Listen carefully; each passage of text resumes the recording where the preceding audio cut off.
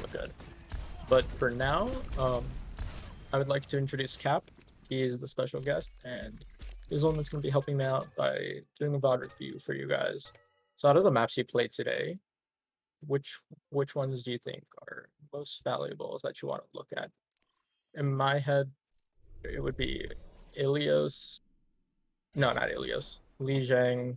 Maybe Lijiang. That one's kind of scuffed. But Legion was scuffed. Rialto, maybe. I think Gibraltar. I think Yeah, Gibraltar. Gibraltar would Temple. be good. Temple would also probably be good.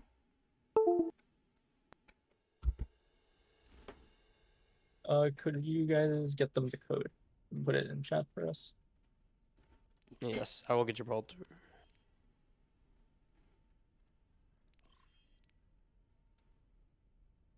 CSLA.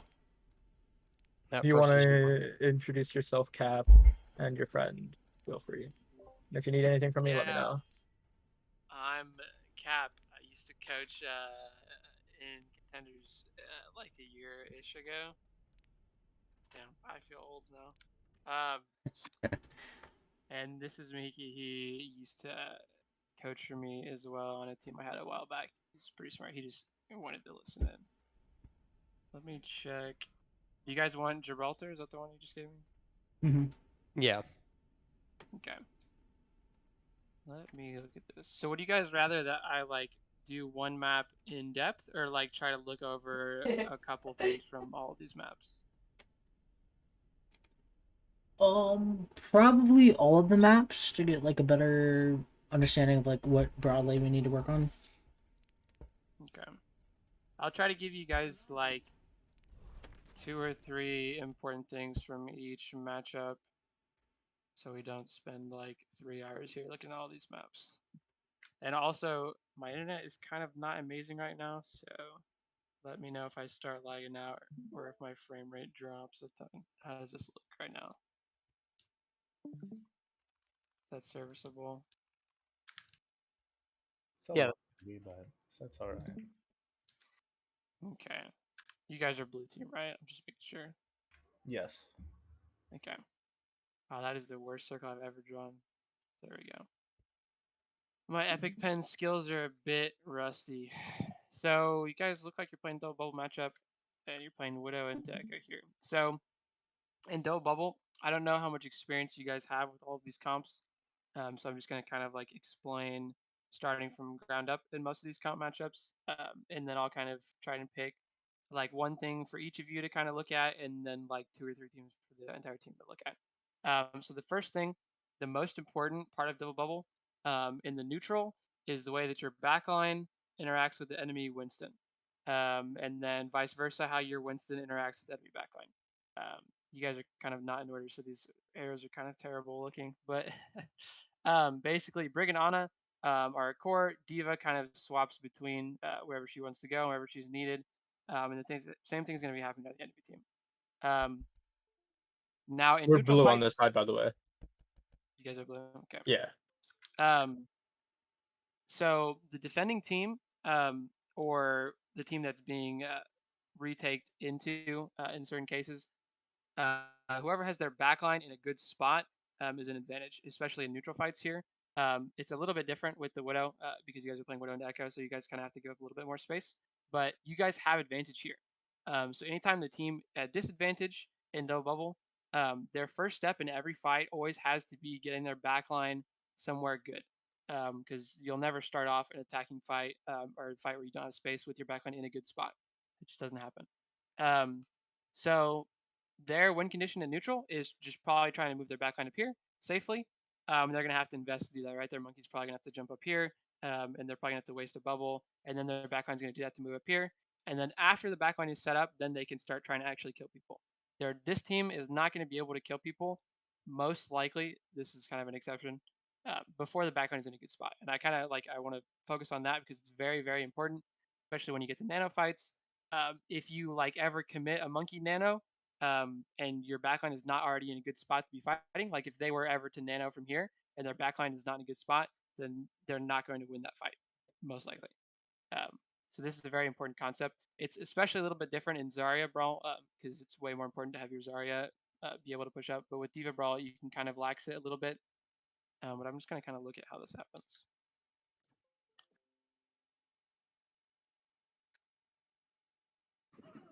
Oh boy. Okay, so this is the first step. And your guys' most important piece here, obviously you lost one, but that doesn't mean the fight's completely over. If you want to deny the setup, it's kind of simple. You just, whenever their Winston jumps in, you would stall their backline. So this is time, whenever their Winston is trying to create space for their backline, your Winston would go install their backline. Use your bubble here if you have to. Basically, don't let the Ana move up. Try to split it from the brig. And you should be able to last longer than enemy Winston if your backline is in a good spot, or at least as long as him. The general rule in Winston comps is if there's ever a situation where their Winston is cleaving your whole team and your Winston is only cleaving their Winston or their Winston, their Diva, whoever, then this is kind of a disadvantage here because their Winston's going to build more ult charge and his backline is going to be free. So almost every time Winston tries to jump in, he's trying to make space for his backline. I want to have our Winston jump in and deny this space as they're trying to walk it. So already their backline's going to get kind of a good spot. What I'm assuming is going to happen is their backline's going to manage to get into here before this guy's forced out, and then this is going to be a really, really bad situation for you guys. Gibraltar's kind of a crutch map for defense because even if you lose this, you still have a lot of room to play with. So even if this fight is kind of messed up, you have a lot of wiggle room to keep the defense. But now their backline's in a good spot, yeah, and their backline's in a good spot, and this fight's just over. Anti is one of the reasons why getting your backline in a good spot is so powerful. But if backline is ever able to move into like a really good spot like this, you're probably just going to lose the fight, and pinches are going to happen like this. So if you were able to zone off the Ana in this fight, she probably doesn't get this anti off. You guys probably force the Winston out before your Winston is forced out, and you'd be able to keep this fight going, even though your Echo's dead.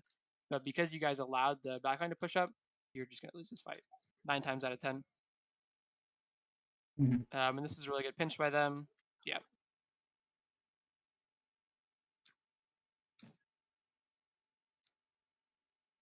And now you're going to retake. So now you guys are kind of in the position they were just now. So you're going to have to use probably your tanks, maybe some DPS pressure, depending on the DPS you have. In this matchup, it's not really a great idea to try and use your DPS to make space. Because if either of your DPS peek the Widow, there's a chance that you die. So I would mostly rely on your tanks to make space. Their cooldowns are very, very important, right? It's extremely, extremely important that you don't waste bubble in this situation. On the defense, using it to kind of just stall enemy backline is important. But if you get your bubble wasted or broken or forced out, it's not that big of a deal. On the attack, however, if you ever get your bubble forced out and your backline doesn't manage to get space off your bubble, then you've kind of ruined the whole fight for your team. Same with Diva. If you're ever like if you waste all of your DM before your backline is able to walk forward, then it's going to be very, very difficult to get the setup that you need. So I'm going to kind of look at how you guys set up your backline. Because if you try to fight this without your backline setup, it's just going to be very painful. I always hate looking at Gibraltar first. It's kind of a huge pain in the ass to look at this map. Okay, your backline is up here. This is not that bad of a spot. Your Tracer's going top. Okay, so this is not a bad spot for your backline. It's not amazing against the Widow, just because like this high ground is kind of visible to her if she ends up peeking out server room. And if she does end up peeking out server room, you guys are going to be completely stuck here. You can have your brig bash over here if you want and just kind of open up this sideline for your Tracer. But this is overall not that bad. Managed to sleep on there. So now that your backline's in a good position, you can fight. And this is another thing I want to talk about with this comp. So the first big part is getting your backline in a good spot. The next part of this comp is how you fight with your backline in a good spot, because there are a lot of moving pieces, and there's a lot of different playstyles to this. The main pieces are your Diva and your Brig, because both of these people are very valuable to protect your Ana, and they're also very valuable in this fight trying to kill other people. So how do you devote these resources? Obviously, if your Diva's demeched, it's a little bit different, and she can't really div either. So for this fight, it's kind of not as important as it would be for a fight where you have your Diva and mech.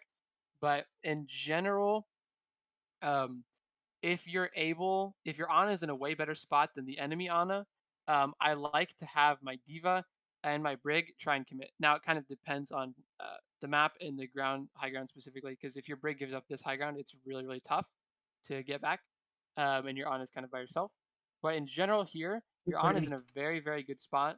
So I would probably, just because of the danger of dropping off of this high ground specifically, I'd probably keep your brig with your Ana and have your diva try to go in.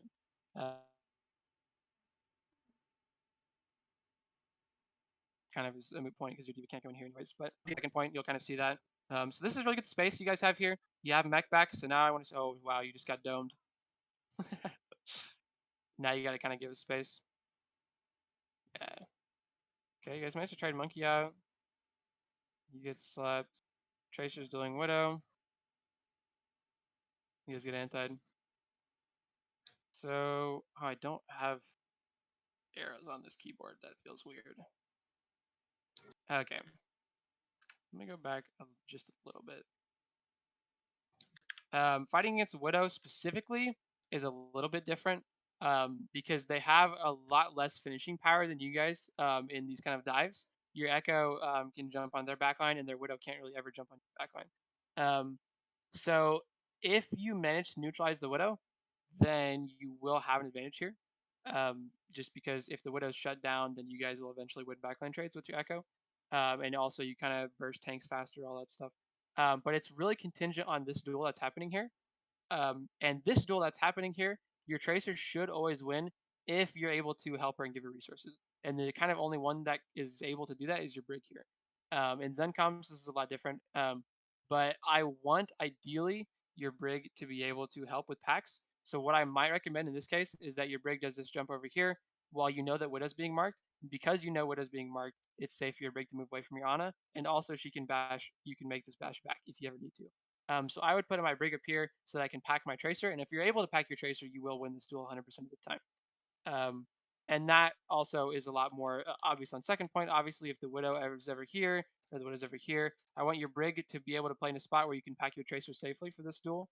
Because if you manage to if you're able to freely pocket your tracer and let her put pressure on this Widow, then you're going to neutralize the big carry of this comp. And your Echo is just going to put way more damage over time into these tanks, and they're constantly going to be forced out. Now see how your Tracer gets recall forced here? If you're able to pack this Tracer, you don't get recall forced. You probably kill this Widow, if not force her out of the fight permanently. So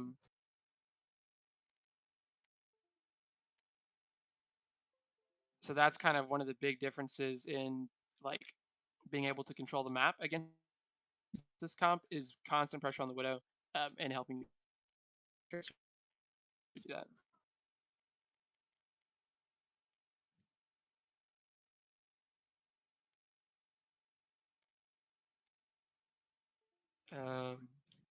You guys probably want to get a touch here. So you guys are in a retake. Your internet's cutting out pretty bad right now.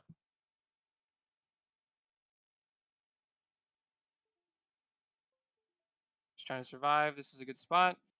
Come back. Ping. I think I'm back. Now you're back. Okay.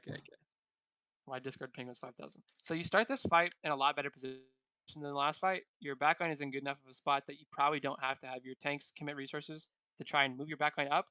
So this is not that bad. Now let me look at this. The Widow's super free here, however.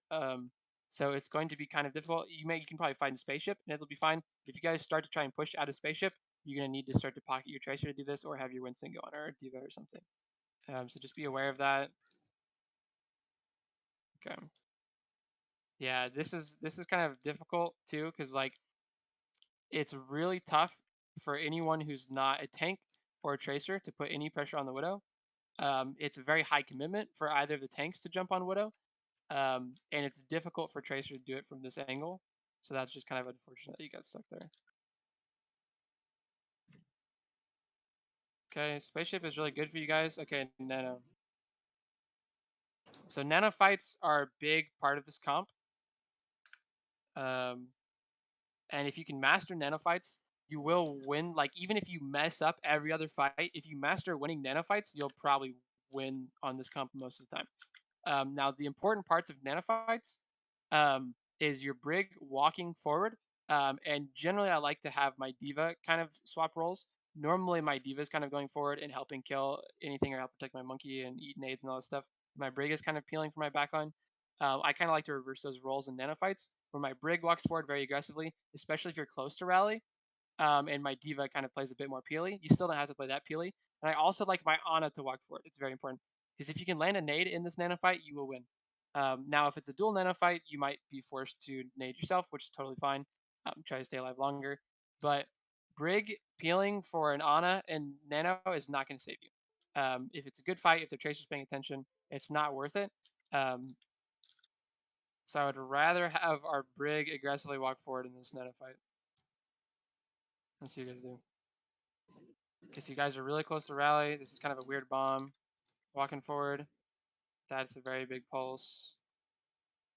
Yeah, so if you guys all focus on the monkey, everybody has all the space in the world. This Widow's going to get as much value as she wants.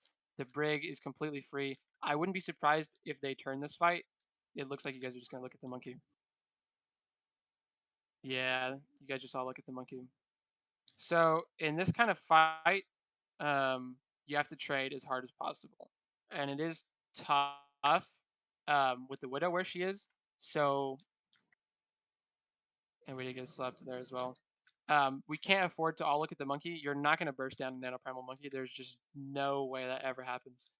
So you have to either try and burst the Brig down, or you have to slip out here and try and pocket your tracer to try and blink on this Widow and force this Widow out or something. But if focusing on the Winston is a trap here. If all of you focus on the Winston, nothing's going to happen at all, and he's just going to kill one or two of you. So we need to try and either trade Widow or trade the Brig here. It's going to be difficult to trade Brig, but she's closer, so you guys kind of have to weigh the options depending on how your Tracer feels about it. But 100% I would have Tracer, try and go on the Widow here. You probably can't kill this Tracer, it's not worth it. So you have to either blow up Widow or Brig. And Nano fights, yeah, it's all good. I probably should turn off my Discord notifications for this, but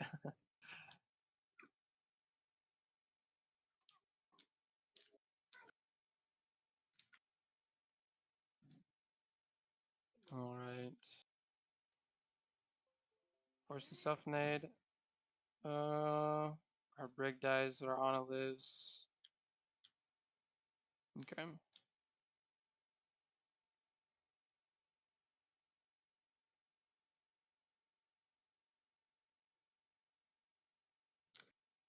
Their backline has a really good spot here. The Widow has a really good spot. We're mirroring the Widow now. Okay. So we have no Tracer, which is going to make this a bit rough. But now we can put a little bit more direct pressure on the Widow. In general, I wouldn't hold a very aggressive angle if the Widow's with her, or if the Diva's with her. But this is kind of... You have a decent angle here. Okay, you guys are going with copy? Okay, so this is another thing. Anytime you use an ult in this comp, there's one of two things that you're probably trying to do. Actually, there's three kind of things you're trying to do. Either A, you are in an even position and you're trying to get space or get some kind of advantage, right? And if you're going to use an ult to start a fight here in an even fight, then the goal, like we were talking about in the first fight of the map, is to move our backline somewhere good. So if we're ever going to use an initiating ult, if we're going to nano, if we're going to primal, if we're going to bomb, whatever, please don't bomb in, but I'll talk about that later. For especially if we're going to copy in, copy at the start of a fight, especially if you're going to copy a Winston, is probably just a stall ult. The chances you're going to kill somebody with a, like, even if you get the primal, are pretty low. So this is just a window of time where everybody's looking to echo, and we have to use this to get our backline to move. It would be probably a very bad idea to try and walk mid this way. So I would probably just try and go this way, try and force your backline through this room. And then as your echo goes up here, they're probably going to drop down to the mega, and then you can look for an anti here. And this kind of pinch is very, very strong in this comp. What I assume is going to happen is your echo is going to jump in, and your backline's not going to walk forward, and you're not going to get anything out of this ult. The only other two ways I would use ults in this comp, if you're up one and you want to clinch out a fight win, or if you have a killing ult of some kind, there's not a ton of great killing ults in this comp besides Pulse. So the chances that you're going to like use one ult to just clinch a fight, especially if you're anywhere even, are pretty low. Most ults are just kind of for space. So make sure if you're ulting in that we're actually getting advantage off the space and the time that we're going to use to get their attention. The other thing, if you're down one person, you can use ults to kind of neutralize that and try and trade people back out. But in this situation, you're not down anyone, obviously, so it's not that important. Yeah. What I would make a habit of doing is before you even start the ult, your backline should be in position to start rotating. I would want my backline to be here, and then we can copy. And then you will have enough time for your backline to get here when you force them down, and then this will actually be a good pinch. Already your backline is kind of slow, and when the copy goes in, you guys are already slow to rotate here, and you get domed by the widow. Let's look at this. I would also say, in this case, where the win condition is probably forcing a brawl fight in this room and moving our backline in, I would want my diva to move with my backline. What the fuck is that? I want my diva to move with my backline here, just to kind of keep him safe, and I'd probably have my Winston jump in with the copy primal. And that would be my ideal version of this fight.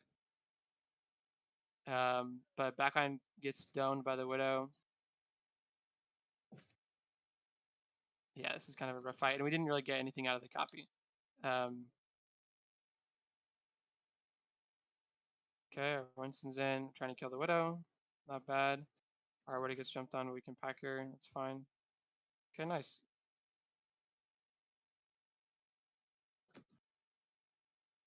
We're kind of just taking a bunch of duels right now. Okay. Our widow gets bursted down. Everyone's just kind of in their own little duels right now. Oh no.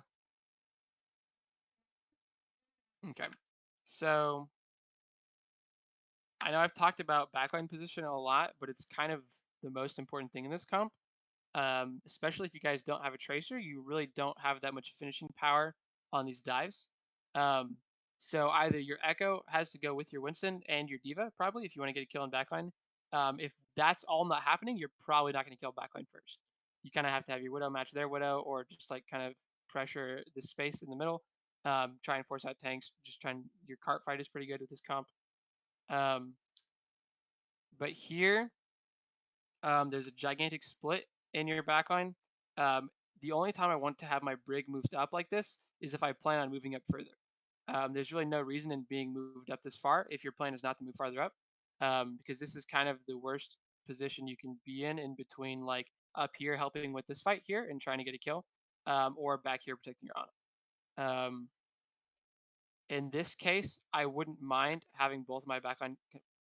Oh, what's happening? Both my backline play here. This is not a bad spot. Or even both my backline play here or whatever. But Ana kind of here in the middle, and then my brig kind of not helping my Ana and also not doing this. It looks like you guys are kind of in the middle, deciding what you want to do, and I don't ever want to be in this phase.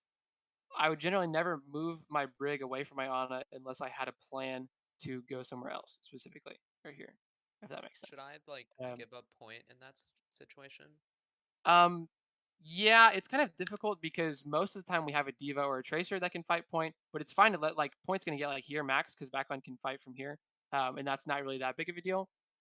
Like this kind of difference. Obviously, if it was like here, then kind of fuck it, whatever. You have to touch a point. Okay. But this I don't think is really worth fighting for as much, especially because this choke is still very strong. So like if card gets here, it's not that big of a deal. Okay.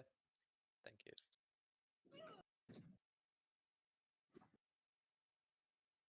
And then I think the widow just gets bursted down here by diva. Like if you guys were here, like you'd have a good LOS of widow to help her and like pack her in this. But this is just a difficult fight, and then a well placed bomb, and you guys get staggered out. Just touch, we're just kind of stalling as long as we can. They have rally, so they're just gonna win eventually. Oh.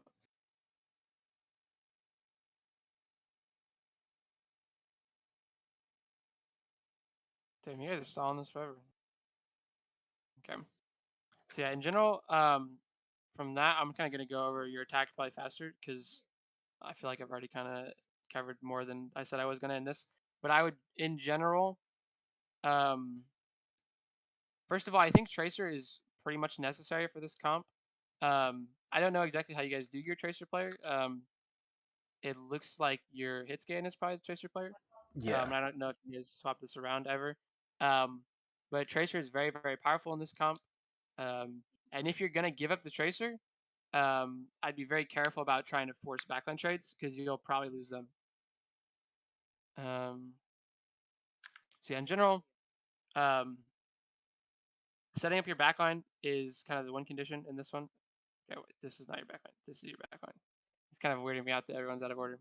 But setting up your backline is super important. If you're doing something that's buying time or space, like you're Winston going in or someone using an ult, then backline taking advantage of that by like actually getting good position and moving forward is really important. I want to look a little bit more at nano fights in this one. I hope we get a better nano fight.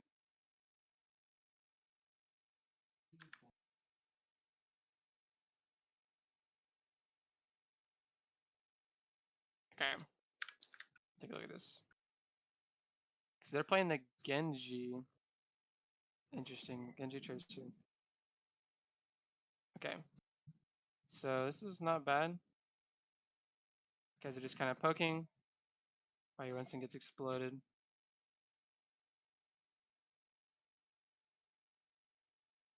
It's just kind of difficult for your Widow to do anything from Globe here if they're all hiding in this room. So I might, in this case, not try and hold this door with the choke because you guys don't have that much pressure. They're again just going to stand here and do way more damage to you than our Widow's really going to do everything. Maybe try and set this angle up for our Widow in any case, but this is just kind of difficult to do, kind of awkward. I would probably, in these type of fights, instead of like you guys are stuffing this choke really hard, just kind of force more around like pushing cart. Eventually they're going to have to touch, and when people start peeking out, that's when your Widow will start getting value. But like forcing them into here, like you guys are doing, is kind of counterproductive to like where your Widow is, especially.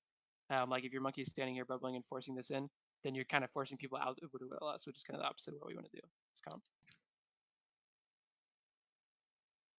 Oh wow, you just got comboed. Oh wow, you guys traded Ana out. That's huge. Okay.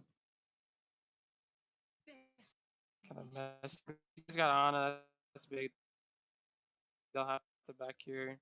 I would wait for your Brig to do anything crazy. Okay, let's see here.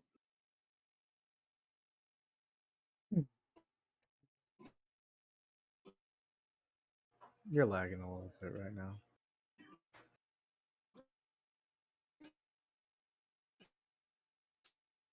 So, this is a hard engage with Blade. You guys, okay? Bomb to save yourself, and you kill Genji, and they bomb. Oh no.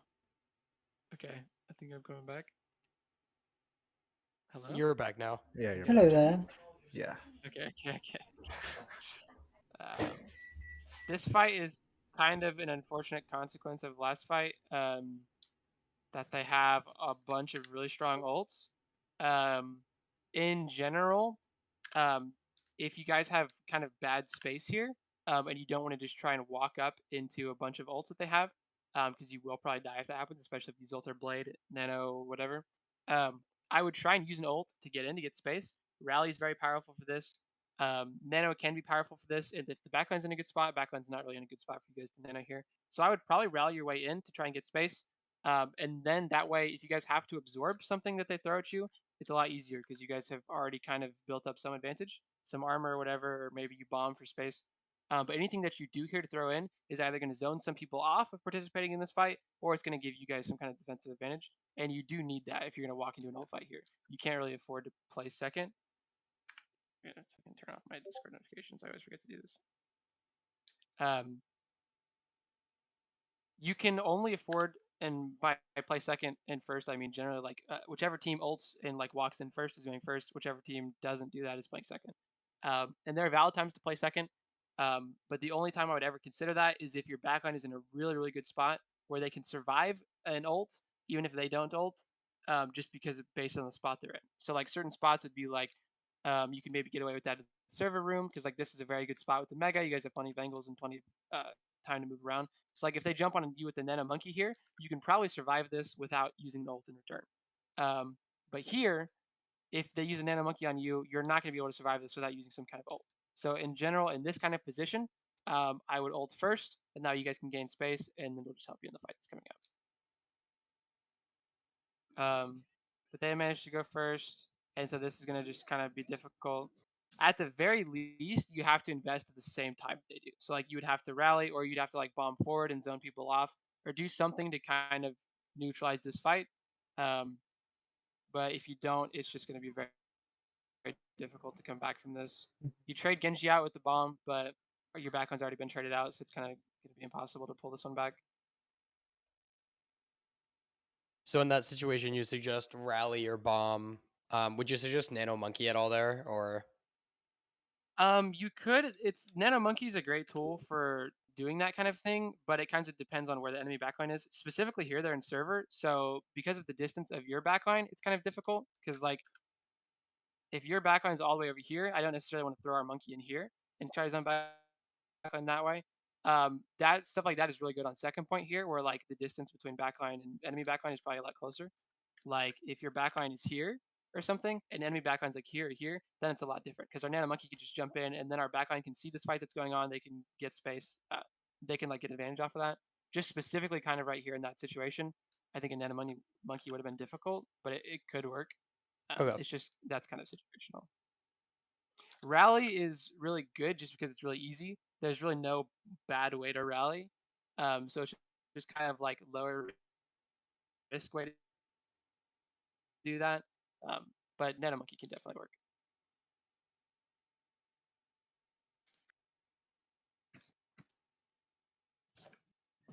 Okay.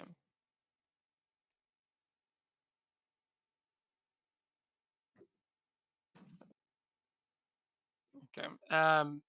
The soldier comp here, you guys have a lot stronger pressure than they do if you guys set up your soldier somewhere. He's very, very difficult to pressure out. He can kind of lane by himself completely.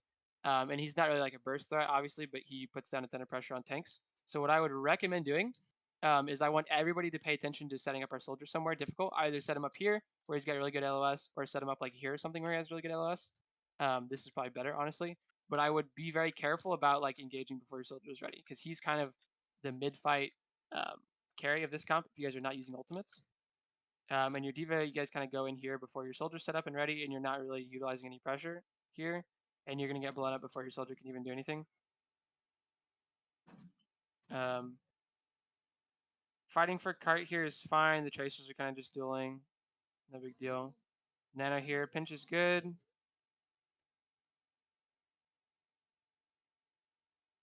They rally. You guys heard Nano for rally. Not bad. But again, our backline doesn't walk off the Nano.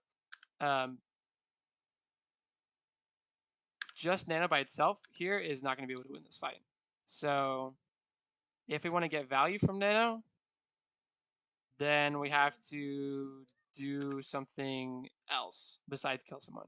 You might be able to kill someone if your tracer is set up, or if you have an Echo again who can like do this, or Genji maybe you can jump. But you guys don't really have anyone set up to dive. Your tracer definitely can't get up here in time, and she's already kind of forced out. So there's two things you can do. You can have your backline move over here to try and sit up box, and this is a very, very powerful spot for the fight that's about to happen here. You'll be able to have LOS of your tracer on the cart fight. You have LOS of here. Yeah, that's probably what I would do in this situation. Is I would use Nano as a time to move my backline up here. The other option, you might be able to go down here and try and go on this tracer. I didn't hear the call here, obviously, so I don't know if you guys know tracers here. But if you guys know tracers here, then you can go and try and force this tracer out and just try and fight for this cart fight. But either way, standing here and not moving anywhere is kind of the worst thing that you can do in this situation. Because Nano is going to end. You're really not going to kill anybody, especially if they rally. And you've traded Nano for rally, but you don't want to just trade ults for other ults if your backline's in a worse spot. Because if both teams are just trading ults for ults, the team with the backline that started in a better spot is going to win, and their backline started in a better spot, and a lot better spot. So trading ults can be fine if you guys are this team, or if you guys have any kind of really dominant backline position. But in this case, I really don't want to trade ults. So every ult, try to look for a rotation if possible. Yeah, especially pretty much. in the neutral fight. Okay. It kind of depends. Like if your backline's already in a really good spot, you don't have to force another rotation.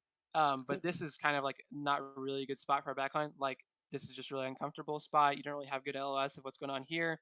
Um, so in situations like these, usually it's when you're attacking, like first fight if you're attacking, or if you lose a fight on defense and you have to retake into a team that has cart.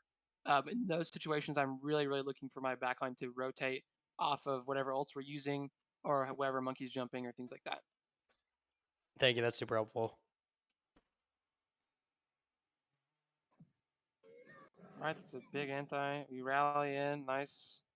It's like this type of thing. We're rallying at the beginning of fight. This is going to give us a way better ability to absorb whatever they throw at us. Like if this Genji were to have blade right now, as we rallied in, this would be a completely different fight from the fight where Genji bladed on us earlier. Right. There's kind of a monkey duel going on. So I like that fight. I like that a lot. Where you guys, you're here, you get a decent anti, you nano in. And we don't have a lot of space, right? So our monkey's gonna jump in. I would prefer if you guys rallied at the same time your monkey jumped in, but you guys are just like a little bit delayed. And this is basically the same idea where you're gonna be able to gain space with this, even if they didn't int and die. Like this brig is just straight up inting here. But even if this didn't happen, you guys would get a lot of space off of this. You'd probably force them off here, and you'd be able to get a good backline position.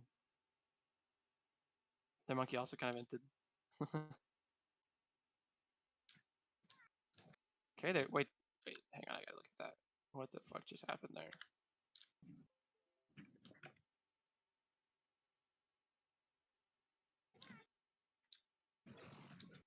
What was that? He just missed your debuff? That sucks. Okay, What? anyways.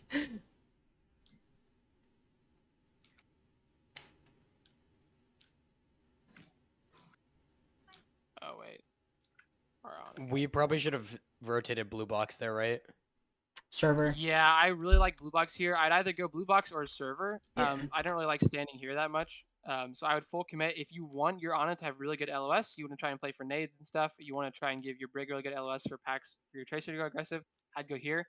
If you want to play safer, like if you know they have really strong ults, if you think Blade is coming up, you know Nano's coming up, then I'd probably choose this instead. But one or the other. Standing here is kind of the worst of both worlds. You kind of don't have a great LOS of the fight that's going on, and you don't really have great security here either. Yeah, we had tempo. I should have just taken blue box, and then we could have. That would have been much better. Yeah, blue would have been great because you can look for an anti on this. Server would have been fine too because then you guys are really safe. Oh wow, he really just snuck up on you guys and one clipped you. He snuck up the second I stopped watching. It was so unlucky. Yeah, that's painful. Okay. You guys managed to trade people out. That's pretty good.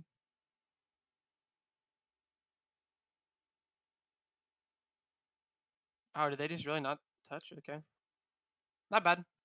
I would say if you lose Ana or Winston, those are very heavy losses.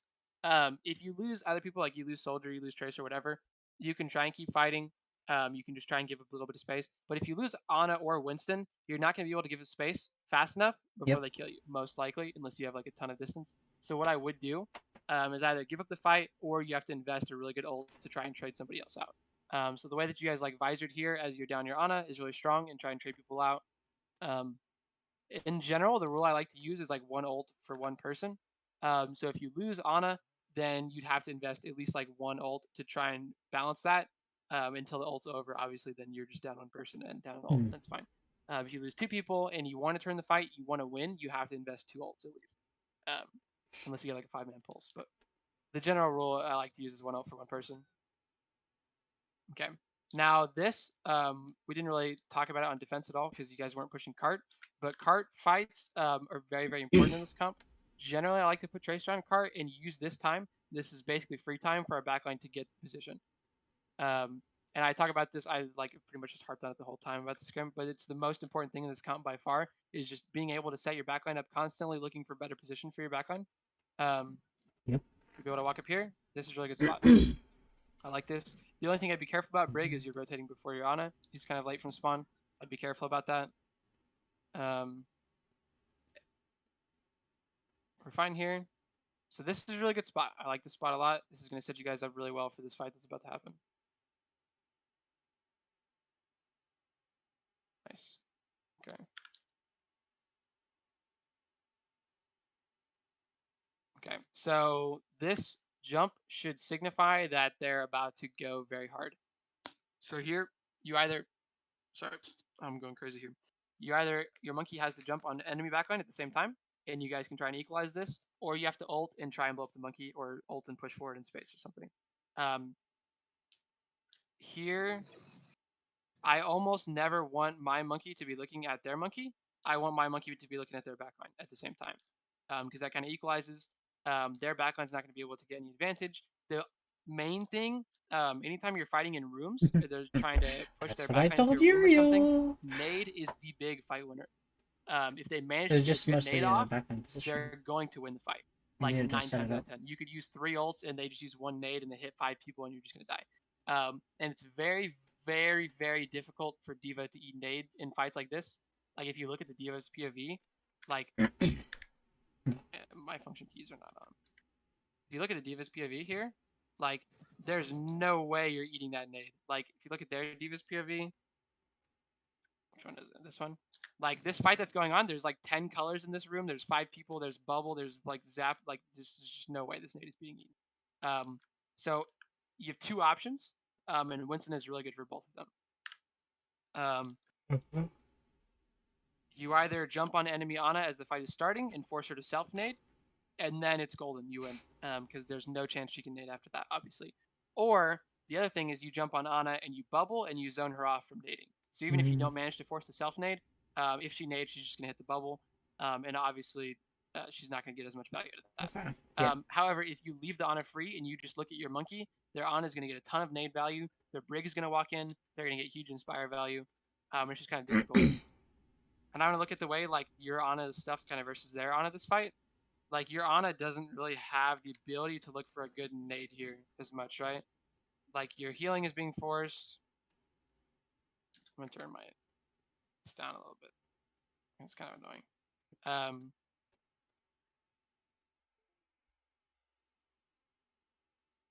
But here, your Ana is being jumped on in this case, and she has a nade for herself just to stay alive. So in this case, this nade is not as far as like turning the fight goes. It's valuable for keeping yourself alive, obviously. But in this case, if you don't stop this nade from hitting, you're probably going to lose. At least to good Ana. And like your brig gets anti here, and like, no chance to fight. Right.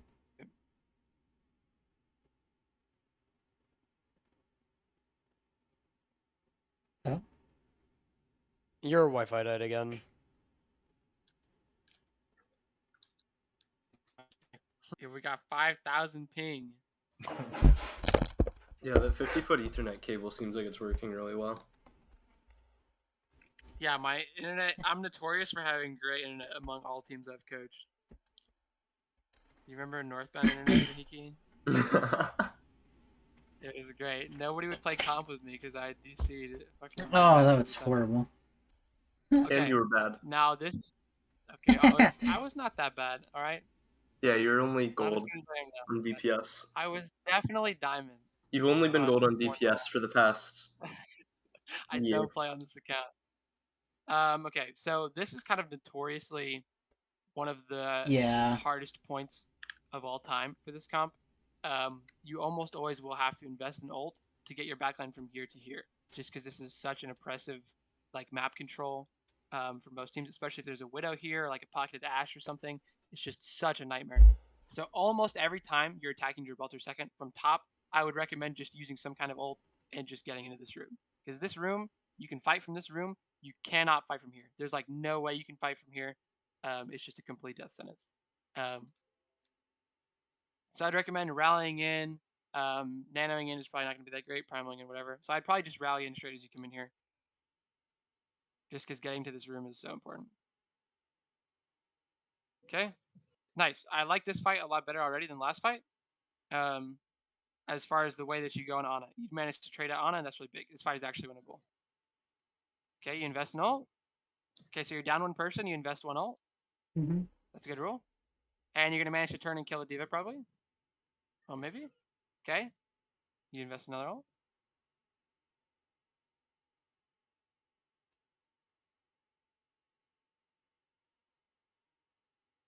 Okay, so I don't hate the way you guys played that fight.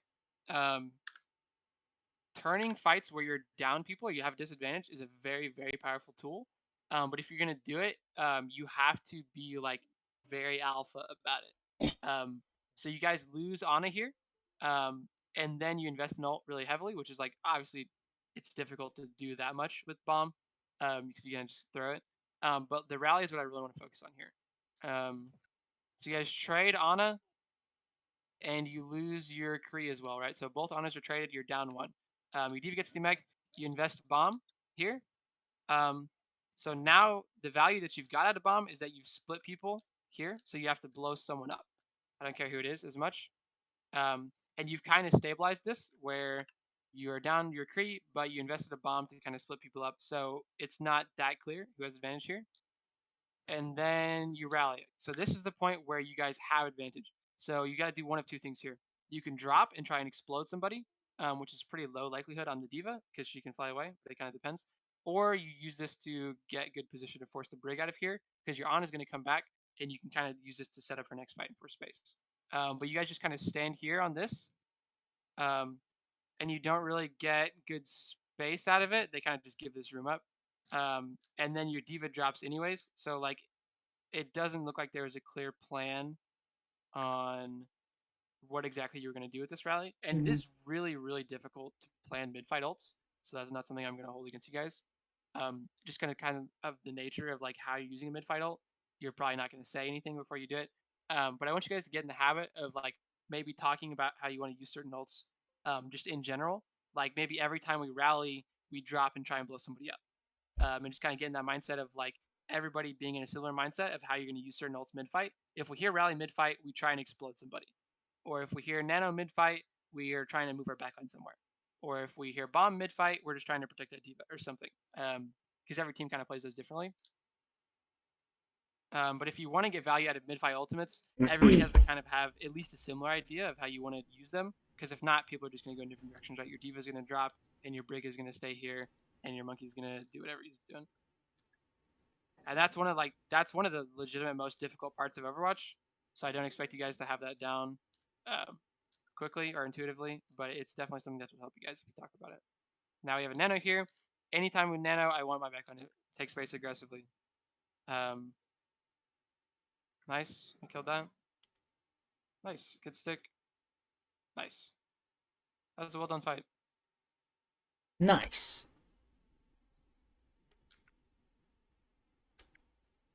Monkey go burr.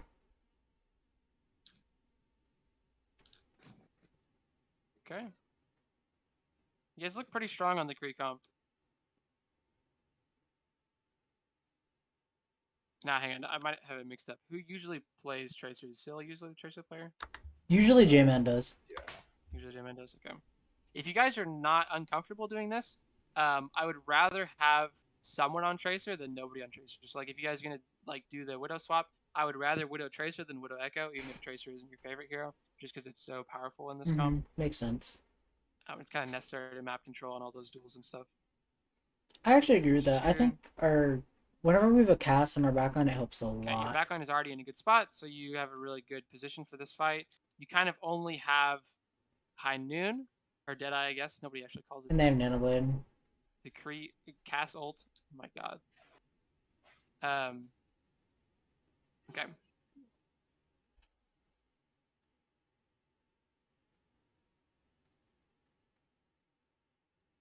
Yeah. That fight's difficult to win. Especially with only the castle. You can try and play second here. This is kind of an example of one of the times where I might try and play second because your backline is in a really, really good position here. But if you're going to do that, you probably have to trade ults. You probably have to use Noon to zone the blade. And that has to be your idea going into the fight because your brig is going to have to probably pre-pack your Kree maybe multiple times. Your diva is gonna have to DM your Kree. Your Ana might have to self-nade your Kree. You might have to just perma pocket your Kree. Just Yep. keep your Kree alive so that you. I called that can actually. blade, That was hopefully, my and just fight kinda send plan. the blade off. I think they ended up getting And split that's though. probably the only way you're gonna win this fight, is if you manage to trade ults out, neutralize, that kind of stuff. So this is an example of where I wouldn't be afraid of trading ults and just ending up in a neutral position because your backline is in such a good spot here. So as far as pre-fight plans go, if you're ever wondering like, should we just try and trade ults in the upcoming fight, or do we need to like use our It's ults down to whether or aggressively not try our and get backline is in a good advantage off of position. them? If our backline's in a really good spot already, Yeah. then we can just try and trade ults and Okay, everybody got it. protect the person who's going to use the ult trade, whatever, if it's necessary, especially an ult like this where it's like puts you at so much risk. If that's our plan, we want to trade, we need to all protect the Kree, like you said, brother. If not, if our backline's in bad spots, not worth trying to trade ults at all, and we have to move our backline Well, somewhere I good. called it right, at least. But yeah, yeah, that's not gonna work if we don't protect our Kree like that, which it's fine to not try and win this fight. This is an almost impossible fight to win anyways. Yeah, it's very So difficult. I don't completely blame you guys for not committing to that. Okay. No, this fight's good. Now we're going to the next fight with a lot of ults, but our backline is bad position, so we're going to have to ult in, move our backline somewhere good, and then we can try to win the fight. Or we can just two tap the Tracer on high ground. J-Man moment. Okay, they ult. They're down one. The diva is inting. Okay. We ult for space. Nice. I really like that use of Newton. Did you guys cap? The code ends. I'm crying. I'm gonna assume that you We guys do, we do. I don't remember. Yeah, we capped. We We did capped. cap. We did cap. Yeah, on double bubble, the big thing is your backline. I know I kind of rambled around about it for a long time, but every time before you fight, there's kind of a flow chart. Like if your backline is in good position, then you can actually fight to win. You can invest. You can try and kill enemy backline, all that stuff. If your backline is not in good position, then you have to. Everybody's fighting to get your backline into a good position, and that's kind of the entire focus. And if you're ulting, it's to make distraction, make space for your backline to move up. If someone is ulting and backline is in a bad spot, backline is your job to use that time to get in a good spot. And if you might want to talk about certain maps like Gibraltar, there's kind of like really obvious good spots. Like on first point, if you're attacking, there's like the top room, there's blue box, there's server room. All those are pretty obvious. On other maps, it can be a lot less obvious. So if you want to make that more fluid, I might just have backline like just go into a custom game or whatever, talk about what places you like to play, and get in the habit of like kind of moving those places just on your own when you see that you kind of have space to in the fight and when ults are going on. The other thing would be with the monkey. Almost always monkey, if you're cleaving enemy monkey and he's cleaving you and your backline, then that's a disadvantage. So I would try focusing on denying enemy backline moving up, and then very importantly, if you're fighting in like a room or something, focusing on denying the enemy on a nade, either by making herself nade or just kind of bubbling in her face and making it really awkward. Those things can be really helpful for stopping a fight turning nade. So any guys questions you guys have on that map? The ult and pushing helps a lot. Thank you for that. Yeah. Because I didn't really understand, Ron, I didn't understand the like how to take space with ults there and like the flow chart, so that helps a lot. Yeah, it helped a lot. I didn't realize how passive we played. So Yeah. Yeah, that is. I mean, owl teams still have that problem. Like that's the biggest problem that I ever see in like Winston What? Brig on comps is I guess. I don't know what you got. there's a me. lot of time I made in those tacos. like there's a lot of downtime in those comps you don't see in other comps. Like if you're playing brawl, like there's not really time where like nobody's doing anything. There's a lot of time in double bubble, especially like the widow double bubble, where there's your backline's just kind of like sitting around like not really doing anything, and your monkey's just kind of like scouting, your tracer's just kind of pushing cart, all that stuff. So there's a lot of time to plan in those fights, and there's a lot of time to like move to better position before you actually take the fight you want in hard commit. Yeah. For Rialto, the defense was double bubble and the attack was double shield, and then Kings is just rush. What do you guys think is best? I think Kings would be helpful because it's more likely people are going to play that. What do you guys think? I agree. I agree with Kings. Rialto would be good too, though, because it's like, Are we even gonna play double Comps. on defense in Rialto though? We started on Mercy double bubble. Yeah. Bro. We already went over double bubble though, so This Yeah. is my favorite comp. Your defense on Brawl needs a lot of work, Yeah. especially Alrighty. first one. that's true. That's true.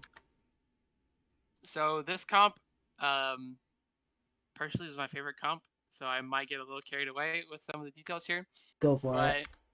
this comp is completely different. This is one of the comps that's most different between neutral fights and fights when you have ults. Mhm. In general, in Brawl, almost every ult you're gonna either use to trade for an enemy ult or to try and push up. And it's a lot more obvious in this comp because it's Mhm. not like Very our obvious. Winston is doing one thing and our backline's doing another thing. Usually everybody's gonna be in pretty much the same spot. So for ulting, we're all pushing forward. If we're equalizing, we're either giving up a little space or standing our ground or something like that.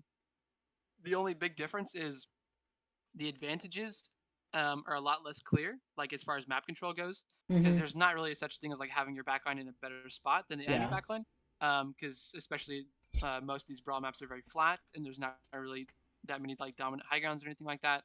And also, there's no team that's at like a really I'm clear guessing- advantage here in the neutral fight. Before he Like, the says defending anything, team might it's have a little bit probably of going to be on advantage, whoever has a but it's better really May not wall as positioning. aggressive as it is. So we're not going to spend as much time setting up. We'll The see. very, very important things here in the mid fight is both DPS and Ryan. And these are Yep. kind of the most important things. This first fight is going to be decided by a wall, by a lamp, and by May Freeze, maybe. And also by Creed, kind of. That's a lot of things. But those are the most important things in this first neutral fight that's going to happen. And this first neutral fight is so important to master because it's very, very easy to snowball this comp. Whichever team starts building ults first, whichever team starts pushing cart first, all that That's stuff. very true. It's Very very, true. very difficult to come back from that kind of lead in this comp. So the things that I want to mention, almost everybody plays Kree wrong in this comp. And this is one thing I'm going to focus on. I agree with because that. That makes a lot sense. of Krees that I watch will kind of just stand with their Rhine, shoot the enemy Rhine shield, maybe fan the hammer in the Rhine shield, whatever. This is a very low impact way to play Kree. Krees and contenders and Owl are extremely high impact.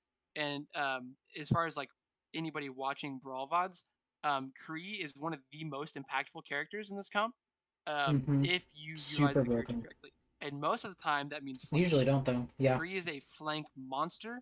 I would recommend watching like Seeker and Revival when Revival was really good at Brawl. He would literally any team that scrimmed Revival in this era where Revival was so dominant would perma check every single corner that they walked by. They all like every time they went to bed, they had nightmares of Seeker hiding in corners and flanking around. Like it was genuinely terrifying because if you walked past a corner without checking it, he would roll flash fan your BAP and kill him, and you would just lose the fight. Even if you kill Kree, That's you lose the fight. interesting. Or you'd push up, he would flank this way, he would 3-tap your BAP and kill him, or you'd get lamp forced, and you would just lose the fight. And there's so many ways for a Kree to absolutely abuse enemy BAP, and it's very, very tilting for enemy BAP, and it's very, very impactful. And that's one of the main things I'm going to focus on. Okay. Is how Yeah, to that's set up Kree interesting. angles. The other thing is walls, especially at the beginning of fight. These are super important. Walls can kind of make or break neutral fights, especially in fights around statue, fights around like corner and King's Row, especially on this map. They're really, really impactful. The main thing, your Rhine is sometimes going to get walled off. That's just going to happen if the enemy May is good, which some enemy Mays are going to be good. The way that you make that low impact is 3 things. Your Lucio has got to be on high ground and watching where the enemy May is. I want Lucio in neutral fights to be ready to boop enemy May away if she tries to run in and freeze on Reinhardt. That's and that's interesting. kind of how you We prevent haven't Reinhardt from being planned that frozen. before. I generally want our Diva to fly on top of wall if it ever happens and be ready to DM. If the Kree tries to flash our Ryan and blow him up, I need that to be DM'd. If there's a Blizzard that's coming in, I need that to be DM'd. Generally giving yourself better vision, standing on walls, I love doing that as Diva. Yeah. And then May Lag. Oh no. has the most important job of anybody. If your Ryan gets walled off, you have to be right next to him if he tries to walk forward. So having your May not get walled off from your Ryan is super extremely important in these fights. If you do all of these things, you'll beat most teams up to like 4-5 in neutral fights. Interesting. I'll talk Okay. about whole fights later because it's so important. But I've watched this exact neutral fight play out on King's Row so many times that it's just really difficult for me not to like focus on this fight really hard. Now, the other thing I'll talk about already, there's a surprising amount of poke in this comp. And a lot Oh of yeah, people don't there's a think about it, lot. but this is not the old Moira Rush of the past. Cass's poke is very strong. Bap's poke is very strong. And especially in these brawl fights that are very, very long, it builds up over long amounts of time. It does If a you ever watch lot. Blue Camino, and you ever like Mhm. watch him in one of these stat things, at the end of the map, he'll have like 10k more damage more than the other Bap, and you don't notice it as you're watching because it's just kind of a gradual thing. But he builds windows so much faster. I mean, Ryan Shield breaks so much faster. People get bursted down faster. All that stuff, just because Bap is just an output machine for doing that. And the big thing, map control is not as much of a factor as it was in the Winston comp, but it's still a factor, right? The main factor with Bap I played this really wrong control is whether actually. Bap is under pressure or Usually I not don't do by that. a potential enemy Kree flank. So you guys know where Kree is, so that means your BAP is safe, It's because and he's your BAP looking can for a peek wall up corners. here. And I almost always want, if we know our BAP is safe, we have map control, I want everybody to be peeking and shooting all the time, because there's almost no danger that you get bursted down here, especially if you're playing behind your Rhine.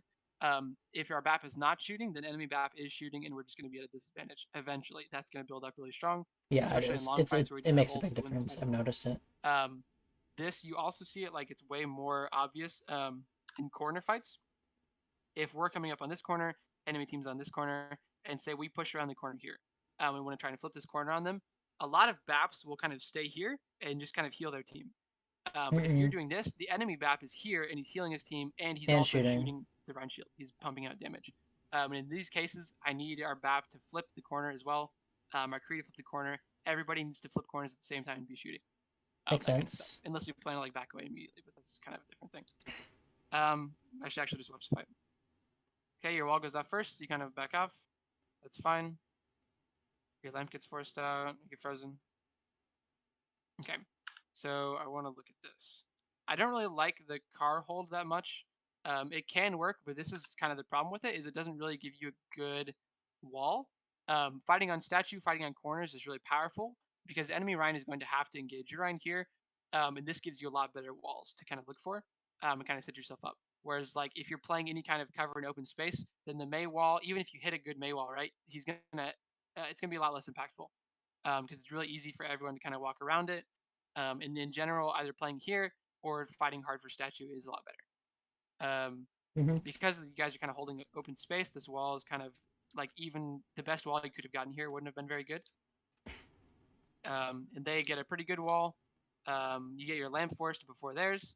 And then here, in this case, it's kind of difficult, but almost anytime the wall goes out, I want our Lucio to be looking to boop away enemy May. Because if she manages to get the freeze off, it's going to take most of our resources away. It might not have been possible here, but I want you to kind of look for that in your head anytime wall goes up.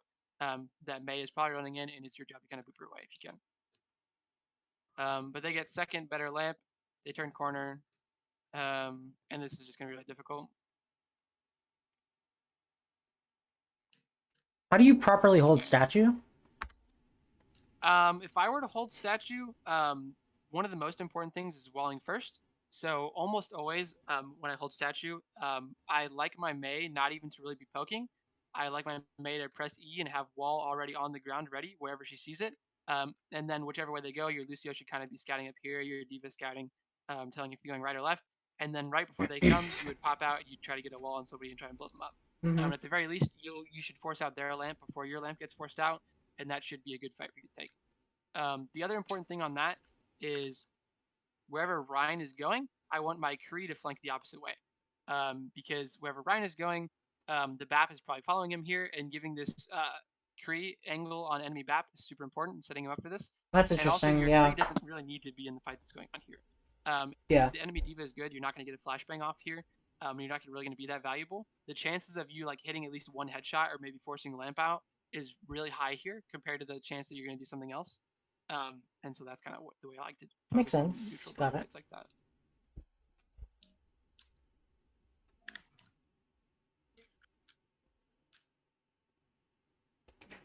All right, you guys are down Rhine here. This is kind of awkward. Not bad wall. Oh, nice. That's really big. Okay. You guys have Rhine advantage. I like that a lot. This is something that I'm going to compliment your Rhine on, because I see a lot of Rhines mess this up. So you've killed enemy Ryan, right? Anytime you kill either enemy Ryan, enemy Mei, or enemy Bap, you have a very clear and obvious advantage in brawl fights, right? So we want to close as much distance as possible and start killing people or gain a bunch of space. Now, the thing I see a lot of runs do um, is they'll turn this corner and they'll just start running up and swinging, whatever. If you have shield advantage in any way, use your shield to close distance, and don't be afraid to take space a little bit slower than you would be if you were like shield hopping or something. Just walk forward with the shield and shoot people, and it's pretty simple. But a lot of Ryans would drop their shield here and someone would get bursted, and I cringe a little bit inside every time. Just walking forward with the shield and speed amp is so powerful. Making sure nobody gets bursted, you get all the space 100% of the time, and you will kill people. Um, your shield will eventually break, but it's not a big deal because they don't have any shield, so it's a huge advantage Mhm. for you. And generally, anytime you have some kind of advantage like that, I want your Rhine to walk forward with shield up to take space. It's just a very important little thing to prevent people from getting bursted like that. Okay. Nice, we can back out here. Okay, so now we're starting to get into old fights. And this That's is good. where this comp gets a little bit complicated. Neutral fights are not that difficult. It's mostly just having these people stack, trying Yeah. to get a good wall. It's You mostly lamp your positioning second, based and who like goes on the going. flank. Yeah. You boop away the Mei. Forcing cooldowns You correctly. kind of, eat flashbang, protect whoever needs protected.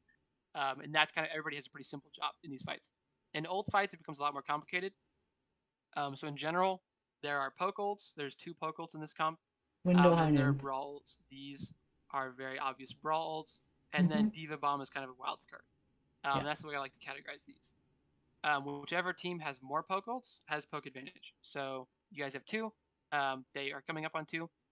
Poke ults are great for taking space. Yep. They're not very good for finishing fights. So these type of ults are really good. They're taking good for taking and denying space, I should say. So if enemy team uses an ult to try and close distance on you, you can use 1 poke ult to equalize that, and that's a really good use of these poke ults. The other way around is also good. If you don't have map control or you need to push through a choke, using 1 poke ult is a really good way to force yourself through a good situation. And I want you to think of these ults as very expendable. They're not very high importance. Don't hold on to them for longer than you need to. They'll come up, especially Window, will come up like once a fight. So don't be afraid to just burn an ult to walk through a choke or to do something that gives you kind of a minor advantage. These ults should be used to give you minor advantages, or you can use them to deny enemy like walking up space. Okay. Now, Shatter is also kind of a wild card because it's not something you can really reliably plan fights around. Right. It's kind of difficult. So I'm not really going to go into too much detail on how you should use Shatter because it's just kind of whenever you see the opportunity type of thing. Now, these are very different.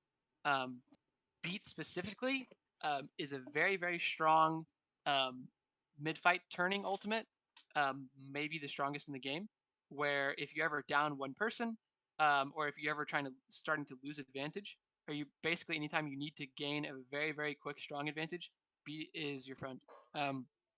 So the one thing I want to stress with beat is I never want to see you use beat if there's more than like 5 meters of distance between you. Beat should almost always be used when you guys are already brawling. So you can use it, you can use it to defend against Blizzard, whatever, that's fine. But if you lose one person and they've already closed distance for you, beat is a great way to turn that mid fight and just kind of burst someone down. If you've already closed distance on them with a poke ult, you can beat and then use that to win that fight. But the amount of times I see teams like turn a corner and be in here when the enemy team is here, and then they close distance and beat is all off, it just enrages me. So I never want to see that happen ever. Okay. Yeah. And then Blizz is just a really good like mid-fight ultimate.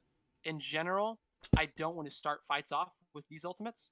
I love to start fights off with these ultimates. These are great finishing ultimates. These are kind of wild cards. I don't like to start fights off with Bomb ever. Shatter you kind of can in certain situations. It's kind of just up to you. I'm not gonna really give you an advice on how to use it. Yeah. Exactly. So let me kind of look at how this goes and stop rambling. So this choke, maybe strongest choke in the game. Very strong Yeah. choke. Very They're strong. going to have to use a poke ult probably to get through here. If they use a brawl ult, you'll have enough distance to kind of move away. Or if they beat in or if they blizzed in, you can just wall this off. It's kind of a really bad idea to do that.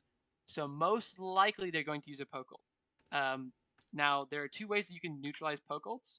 You can use your own ult to kind of deny it, window and noon are pretty much equal in that regard. Where if you window here and you noon here, neither team can really peek. You both kind of keep your distance, or you kind of play chicken with each other. Generally, I consider these exchangeable for each other in most cases. The one difference is the team with map control can put their diva on an off angle, and that can completely counter a poke ult by itself. The only kind of downside to that is this is a really dangerous position. So you can't watch a Kree flank from here if you do that. That's very, very important. Lucio needs to be scouting this if you do that. Anytime you put your diva on an off angle. And then also Mei can run in, freeze your wall, your diva, whatever. You need to watch that as well. Your Mei needs to be ready to wall this, kill the Mei if she runs in. But if you ever put your diva on an off angle, and this is really strong in control maps like Nepal has a lot of really strong spots to do this. You can just use side DM to completely negate a window or completely negate a Kree ult, and everybody can run in and you can kill them. But that's kind of situational. Can you say we were red team? Is it a good idea sometimes to break this choke to like have cast flank in that area, Yes, like you were talking about? extremely good idea.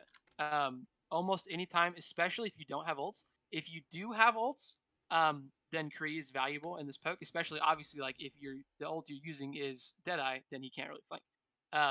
But Kree flanks almost all the time in almost every situation. It's way stronger to have him flank than to have him do something else. And 100% of the time, like Kree is the carry of the comp if nobody has ults most of the time. Because your wall, as you're coming through this choke, is not going to be very strong. At best, you're going to get an even wall with them if your Mei is on top of your Rhine. Now, your Kree This is coming really through here, helpful. you hit BAP once in the head, they have to back off completely, and then you've got this choke for free. So stuff like that is super important to look for. And I really like to be in a Kree's heads. Like, flanking is the most powerful tool. They should fear you. They should see you. Like, when they go to sleep after the scrim, they should have dreams of you hiding in the corners of the room. Okay, decent wall. Okay, so what I would do here, in the mid-fight plan, you need to assume that they're going to use an ult to get through this choke, and you need to know what you're going to do about that. Are you going to try and equalize the ult and keep your space, or are you going to give up space and let them waste an ult? If you're going to give up space, you have to play a little bit more distance. And so there are kind of two configurations for Brawl. Configuration is kind of a nerdy-ass word for that. Configurations. But basically, you can have your Rhine and your Mei kind of play here, and then you can have your BAP play here, and your Lucio kind of play somewhere in between, and then your Kree kind of play somewhere in between as well. Poke with the break, the Kree should probably be there, and you're missing out a ton of poke with window. Kind of. The thing about window is that, in theory, it's great to have Kree shoot through window, but enemy team is not going to peek the window, right? Either they're going to go through it or they're not going to peek it. So if they go through it, then your Kree probably gets walked on, and he's a liability there. If they don't peek it at all, then having your Kree shoot through here is just wasting. That's interesting. Yeah. So it's kind of. I didn't think about that, but that makes sense.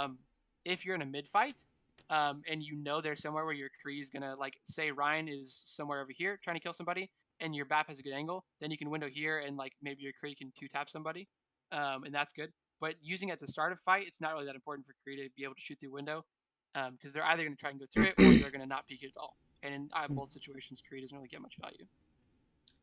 Okay. So say they do rush like through a window or something, and the Kree is flanking.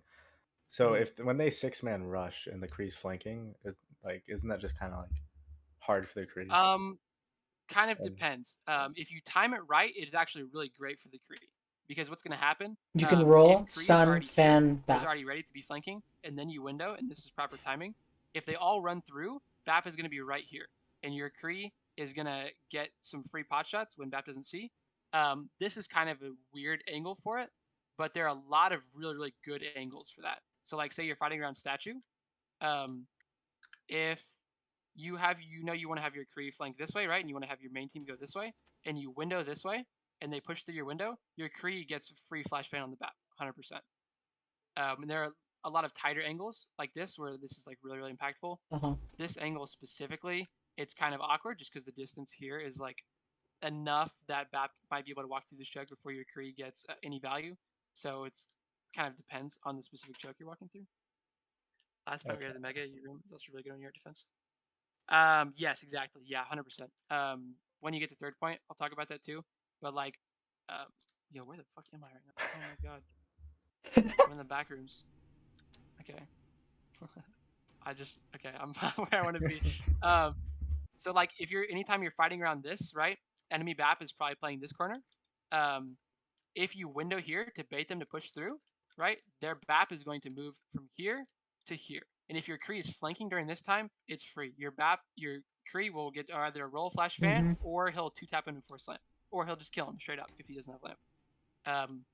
And there are a lot of like, especially control maps like Nepal, Lijiang, control maps where you might play Brawl.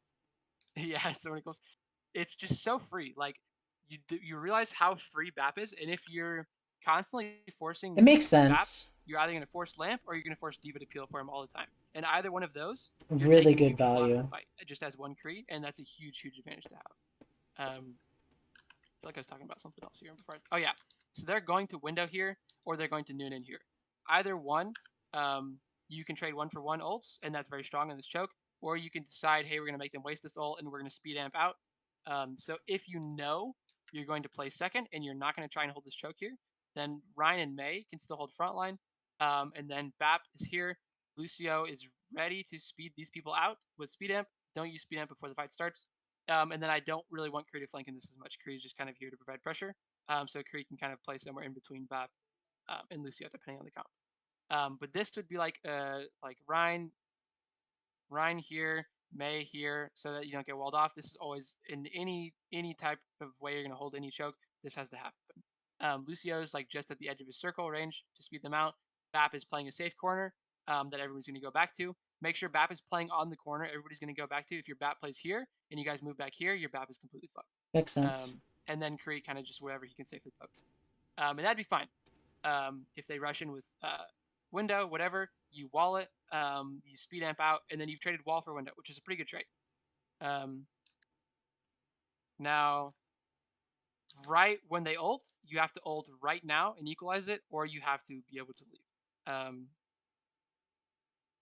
And you don't really do either. You had lots of ults that you could have traded for this. The advantage of having map control is that like they have to use a poke ult here pretty much to get good value, and you can use any ult you want. You're in a really good spot to blizz this here. You're in a really good spot to look for a shatter, or you can use one of the poke ults if you want. So I would, every time you're defending a choke, assume they're going to use a poke ult to get through, and then be ready to react depending on how they want to do that. You're either going to use wall and speed amp to kind of give space, and your BAP is playing a safe corner, or you're going to match it, and you have to be ready to match it immediately. And in most cases, if you match it, your diva needs to be ready to have all her DM to DM the full poke ult, and you guys go in and do something with that.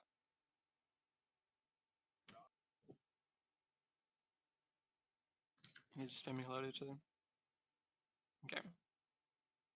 So they kind of have map control here. This is a okay choke. It's not extremely strong, but almost anytime you're trying to take space into a team that has map control, I would just burn a poke ult. If it's a choke that's not very strong, just burn your window. It's completely fine. You'll get another one by the end of this fight anyway. Be super, super liberal with that. I would love you to just window at this corner right now and just force them back. Okay, they're kind of pussies. Never mind.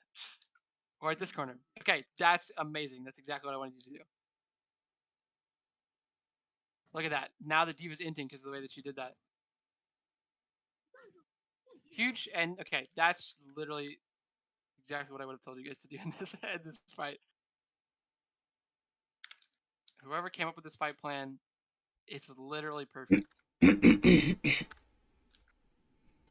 So you guys are taking space here. You see they're giving space. Use a poke ult to get around the corner.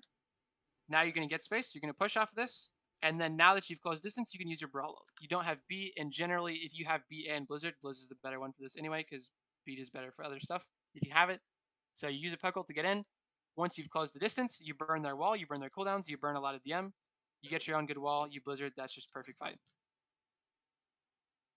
You're going to deback the Diva. Nice shatter block. Okay. That, oh my god. That's so beautiful. Oh yeah. As a Rhine player, there's just nothing like that, man. There's just nothing like that. What was I totally lost my train of thought. Seeing that. Oh yeah. So in brawl fights, and I don't know if you guys know Natter, but this is something that he talks about a lot. There's this like ebb and flow, and I kind of hate the term because kind of gets memed on a lot in my friend group the way the Natter uses it. But you guys have used your poke ult to gain space. You've used your brawl ult to try and commit and win the fight. Um, Obviously, they're not going to just want to lose the fight, so they're going to push back into you. And how you deal with that is going to decide whether you actually win the fight off this commit or whether you get the fight turned. So being ready for the shatter on the corner as you guys are pushing up is huge. Always be ready. If he has shatter, assume he's going to use it to try and turn the fight. As you guys Especially are pushing whenever he in, gets anytime you pressured guys are really hard aggressively like blizzarding that. in or aggressively using some ult to get in, assume he's going to try and shatter and be ready for that. Because worst case scenario, you just shield around the corner and nobody gets bursted and you're safe anyways. And then this ult, you guys really only have two options here. As he's high nooning, you all rush on him and your diva DMs him, and that's fine. Or you use a shatter, and this is great. Just trading ults for ults here at this point is just gonna make you guys win off that blizzard Oh commit. my, So that was really love the everyone. way you guys played that fight. Or Lucio gets some cart progress off that, and he dies. Okay, so you guys have this choke again. Assume they're gonna window in. I would just whoever I don't know who ult tracks or how you guys do it, but it's not worth ult tracking window in brawl fights. Just assume they have it every fight. Be ready to play every fight like they have window, because 99% of the time, if you're coming into a fight, they're gonna have window. Okay, bomb engage is horrible, and I hate it. And this is a great example of why. Never, ever, ever bomb engage. There's almost no exception to this rule. Yeah, that's true. Because there's so many things that can go wrong. Diva is like the glue of this comp. The glue that Any holds ult them that all the enemy team together. is going to use, your diva is probably necessary in some way. The only one maybe is not is beat, and maybe shatter. But if there's a blizzard, your diva needs to be ready to eat that. If there's a window, your diva needs to be ready to DM it. If there's a high noon, your diva needs to be ready to DM it. It's like there's the probability to have one of these things is extremely, extremely high. And you guys do. You guys do have the window. And then also like just not having DM in a brawl fight is just terrible. There's almost no way you're going to kill anybody with a bomb engage. Like best case scenario for them, worst case scenario for you guys, you just get lamb forced. And then you will just kill them because their Ryan has no DM. And you just kill the Ryan. Yeah, Ryan like, just dies. I hate bomb engages so much. It's terrible. Don't ever do it. They had a window, so I don't know why they did that. It kind of pisses me off. But now they have window again. It looks like you guys are kind of playing second. The only thing I would say is don't give up space for free. It's really easy to bait people. Like if you soft hold this choke, Yeah, which is he's kind of what right. we talked about earlier, where like We just Ryan and talked May about are that. here, and then like Kriya's here, Lucio's here, ready to speed people out, and then your BAP is kind of here. Then you can still You can get bait poke off, like and you poke can still ults, force them to use and then an ult just to get in, go and back then you in. can just wall whatever and speed out. Yeah. And this is a lot better than kind of just giving all the space for free, because now they don't have to use this window to get in, and they're going to have the window for the next fight. So that's kind of something Okay. I'd focus on. If you're ready and willing to give it space, don't give it up for free. Just make sure you're playing safely. Don't drag your BAP in open space. BAP just plays a corner. Ryan may play here, so your Ryan doesn't get walled off. Lucid's ready to speed people out. And if you do that, using amp and wall should protect you from any ult they can use to get in if you're playing proper distance. There's really nothing that can burst through your wall and chase you down through speed amp fast enough to kill you. So we knew that they were playing left, or they were trying to go left. So where would we hold if we, like, if we scouted that? Where we hold? Generally, in this case, map flipping is not terrible on the one condition that you watch for a creep flank here. If you're going to just play this corner, that's fine. You can just have your Ryan May play here. If card's close to touch, if card is here, you can't give it up. You can't play this corner on the backside. The only thing is you just have to have your diva ready for this creep flank, because good creeps will stay here. Like a Kree would stay here as they come over here, and then Kree would like 2-tap your BAP if you guys flip this corner. That's a good play. You can also, if you scout it in time, you can play up here. I don't mind that, or kind of play in here. Or you can even go through here and meet them in this. But it's kind of weird. That's weird, especially with in general, Blizzard. I would flip it and play this corner, or I would just back and play this corner, and that's fine. You see, you guys do back and play the storm. That's not bad. I would just make sure. Again, they're going to, whenever they manage to close this distance, right? They're going to use some kind of ult to try and win this fight, obviously, or to try and make space. Mhm. So it's the same kind of concept. You guys have to be ready. Either you got to match that ult somehow, or you've got to be ready to give it space. And it looks like you guys are just trying to give it space and run away, but you're not going to be able to do that forever. So if you see them go top here, and you know you want to give it a ton of space, then I would just hold this like it would normally. I would just maybe put my Diva here to scout, and then I would just probably have my Ryan play here, my May play here, my Kree, Lucio play here, and be ready. Playing on the stairs is also really strong because it's really hard to get walled here. If you get That walled, makes you more can just drop off sense. here and, Yeah, we were playing that it's corner, just attempting difficult they to would wall like you guys drop completely. down If you play main right once they here, get to cart, then that kind of but changes. it makes more But sense it to looks hold like that you guys are corner. kind of standing here for a long time, which is difficult. At this point, I would It's just very try and hard. flip them out Yeah. and play here, or I would try and move everybody over here.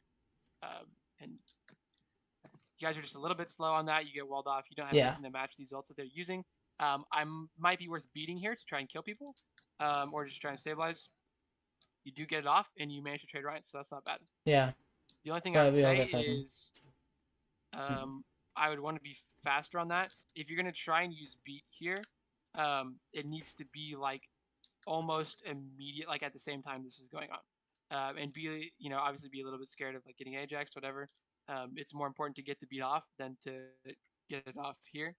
But this is ideally the time when you want to beat in and explode someone like right now.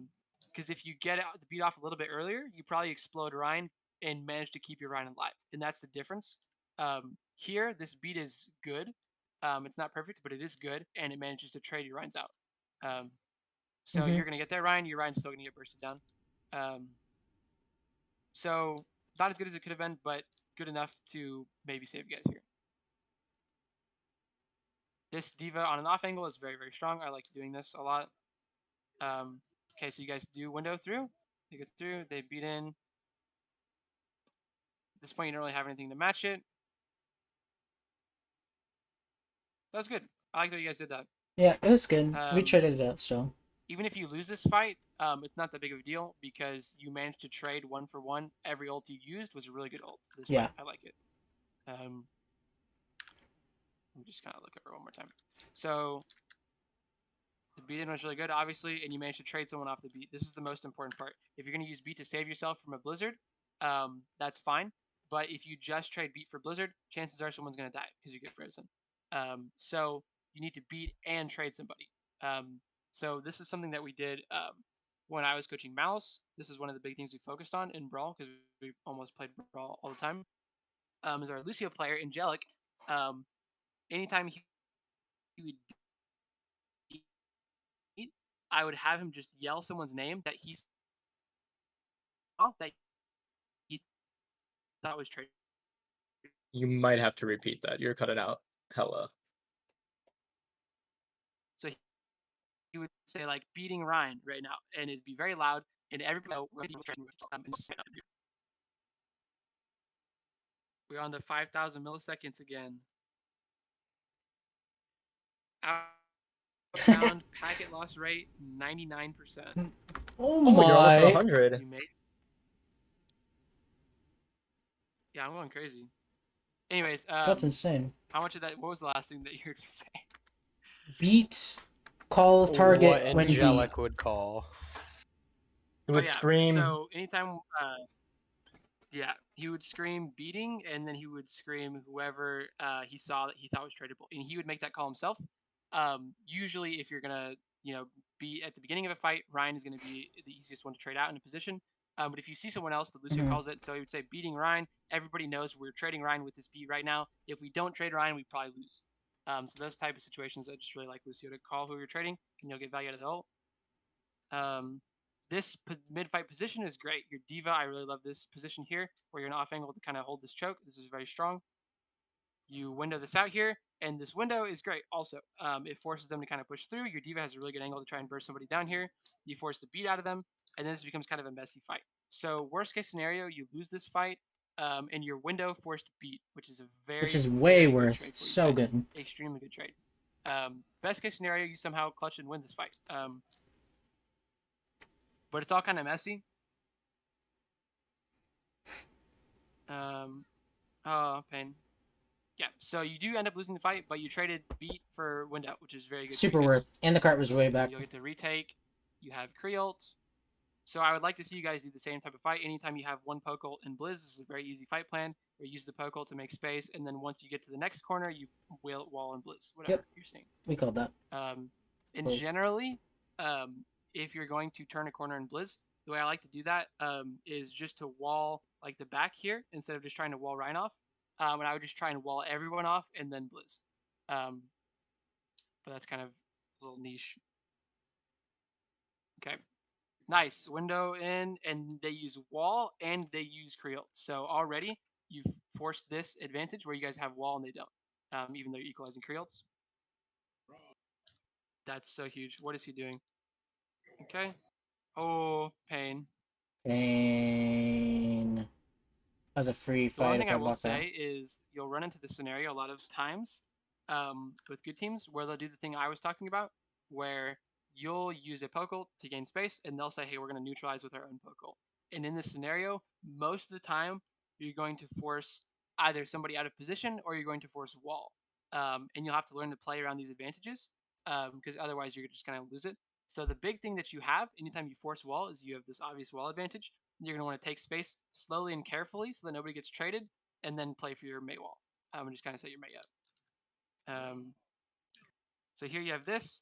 I want everybody to kind of try and set up Mei for the best wall possible. Don't rush it.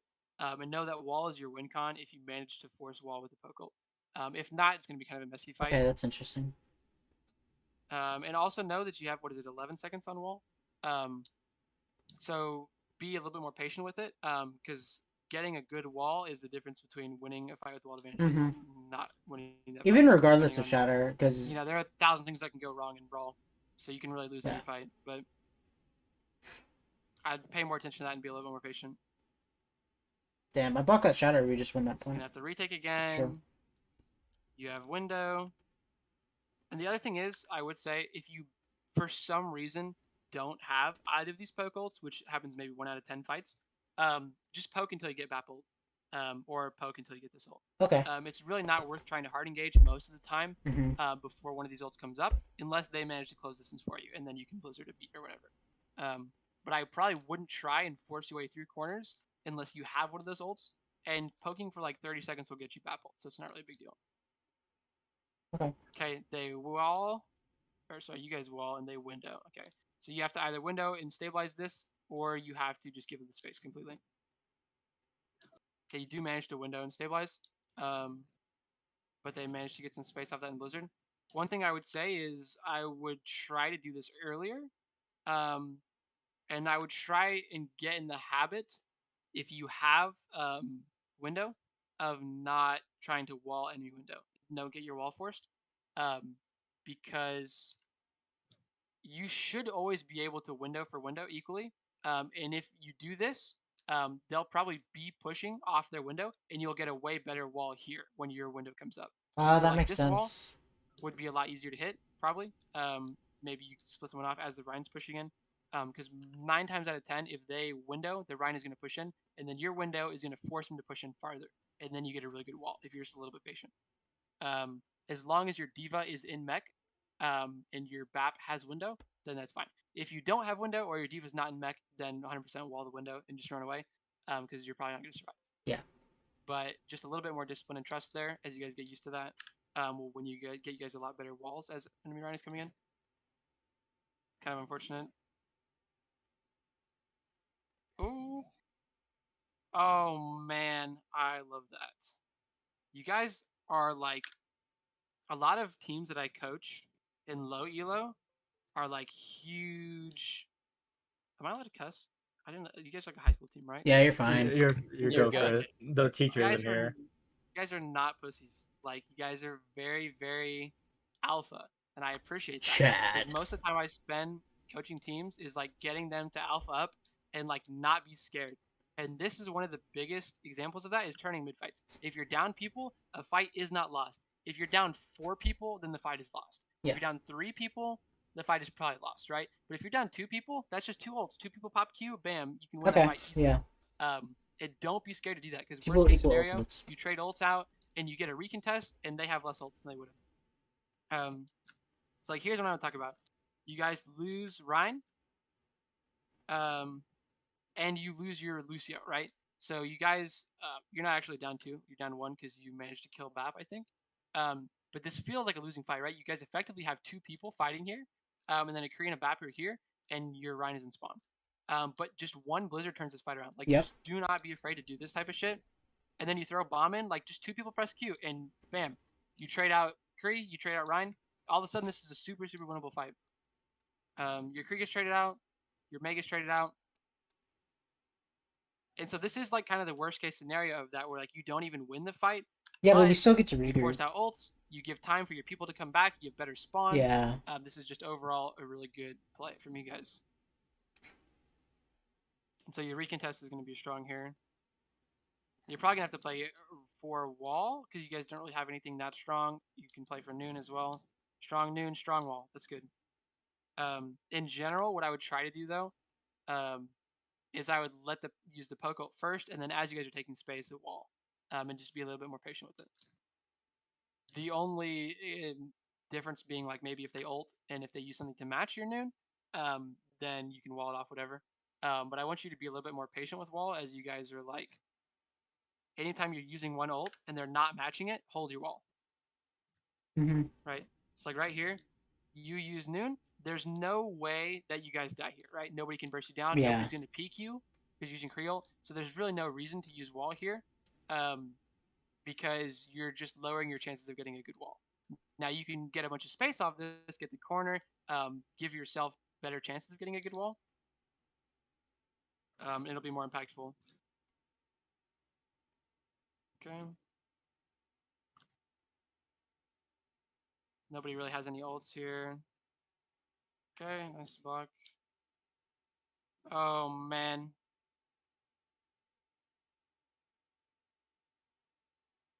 Oh no, the window fire strike.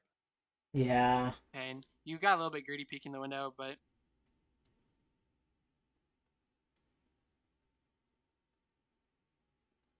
overall not bad. I don't hate that. Not bad at all.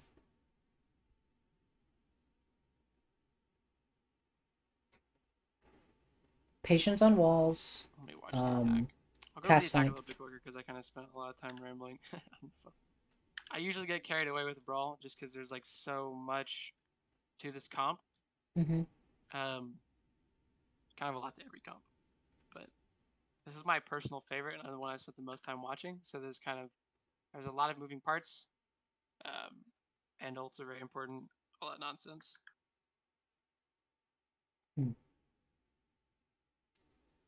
Ready for battle. Okay, so let's watch this. Neutrify, you guys go hotel.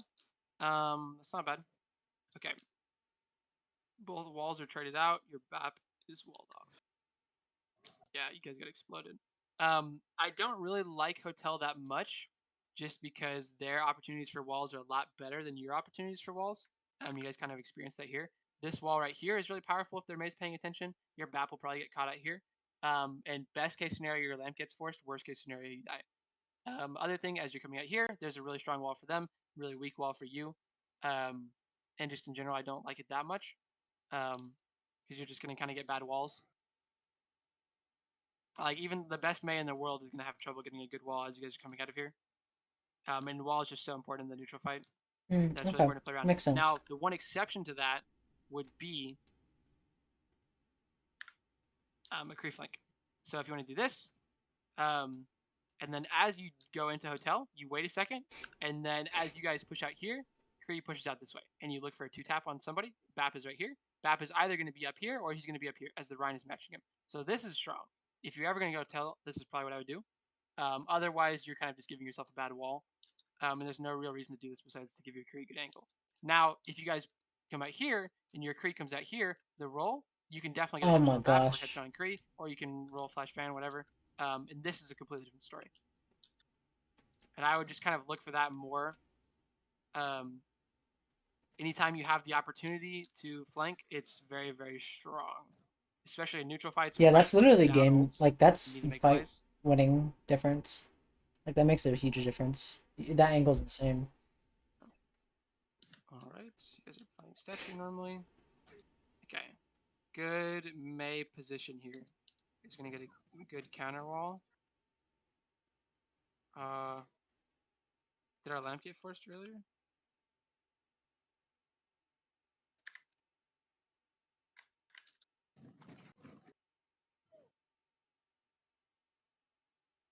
Yeah, lamp got forced too.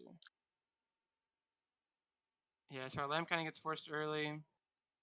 So this is one of the biggest things, and this is one of the reasons I emphasize pre-flanking so much, is because in fights where you don't really have map control, you're trying to make space.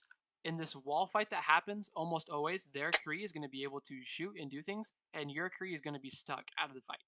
And same with BAP. Their BAP is going to be really easily in the fight, and your BAP can kind of jump up after a second, but it's going to be harder for you guys to be in the fight. So the way you can guarantee you get value here is by Kree just peeking at you this fight. I would swing wide enough to make sure you don't get bursted, right? But if you swing here as Kree, this is insanely free, right? You roll flash fan somebody, that's an insta kill, or you just two tap somebody, you hit BAP, right? This is an insanely free angle. Worst case scenario, Diva pays attention to you. She can't burst down Ryan. People pay attention to you, and your Ryan gets a lot of advantage. But I want you guys to look for this way more in neutral fights because it is so impactful, guaranteed value every time. Because like it's just really hard for you to do anything here. Like you're just kind of shooting the wall. Their Kree, however, has complete free reign, right? He's shooting your Rhine, so your Rhine's always you're gonna get lamp first here. You're gonna have to DM more than the enemy diva. You guys are just gonna lose resources really fast.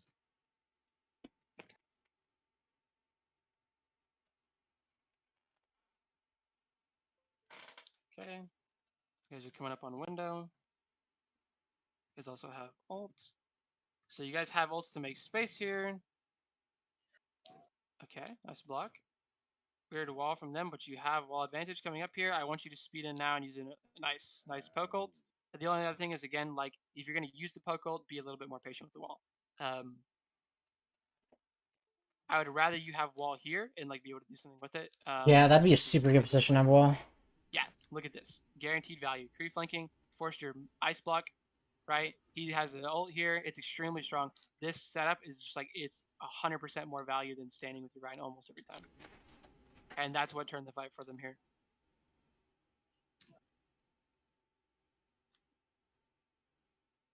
Interesting. Okay.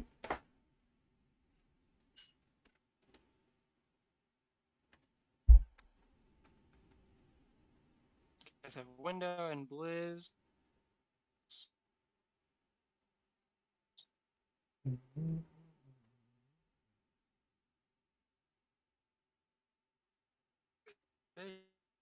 And this way they win. Next slide, please.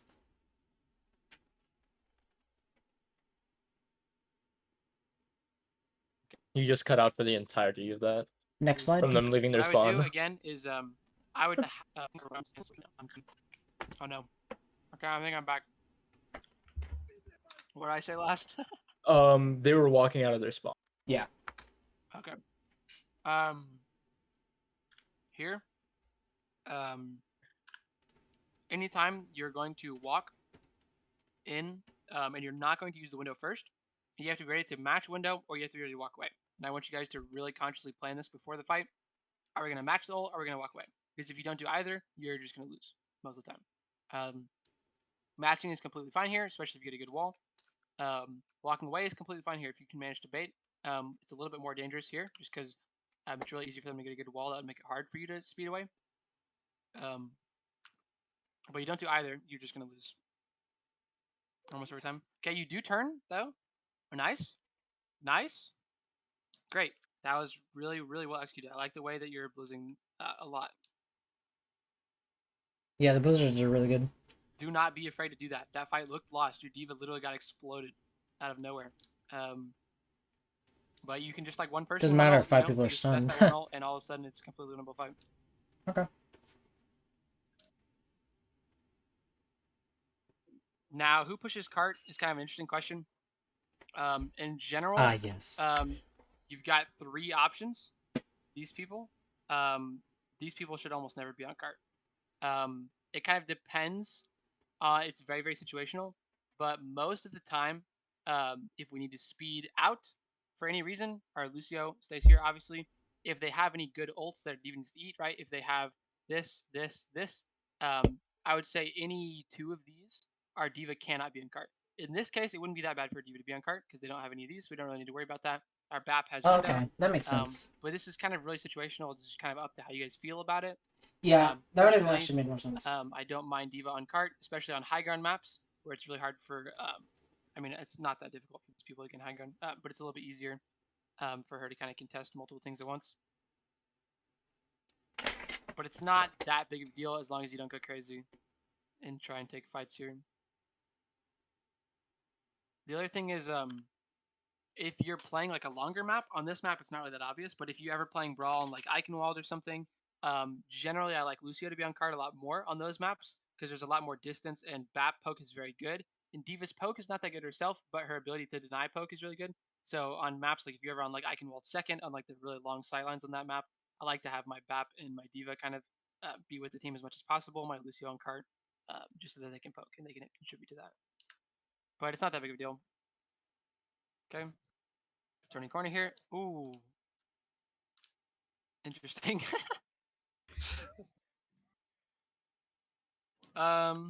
you use your wall earlier?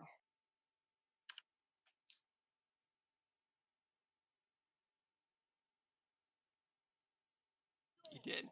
I would be a lot more patient with your walls as you're coming in here. You're using wall like 2 to 3 seconds before I would probably try and use it for you. The only exception to like a good early wall like this, if you want to blizz in and you know they're gonna have to run this way, then that's fine. If you're gonna beat in, you know they're gonna run this way, that's fine. But if none of that's happening, they're gonna be walking towards you, and trying to get an early wall like this is kind of just wasting a lot of your potential wall value. You're kind of forcing yourself to not get that many good walls this way. You're getting ice block forced here. It's just kind of unfortunate that you guys kind of just missed the window there. But good idea. If you guys had windowed that corner, that would have been a lot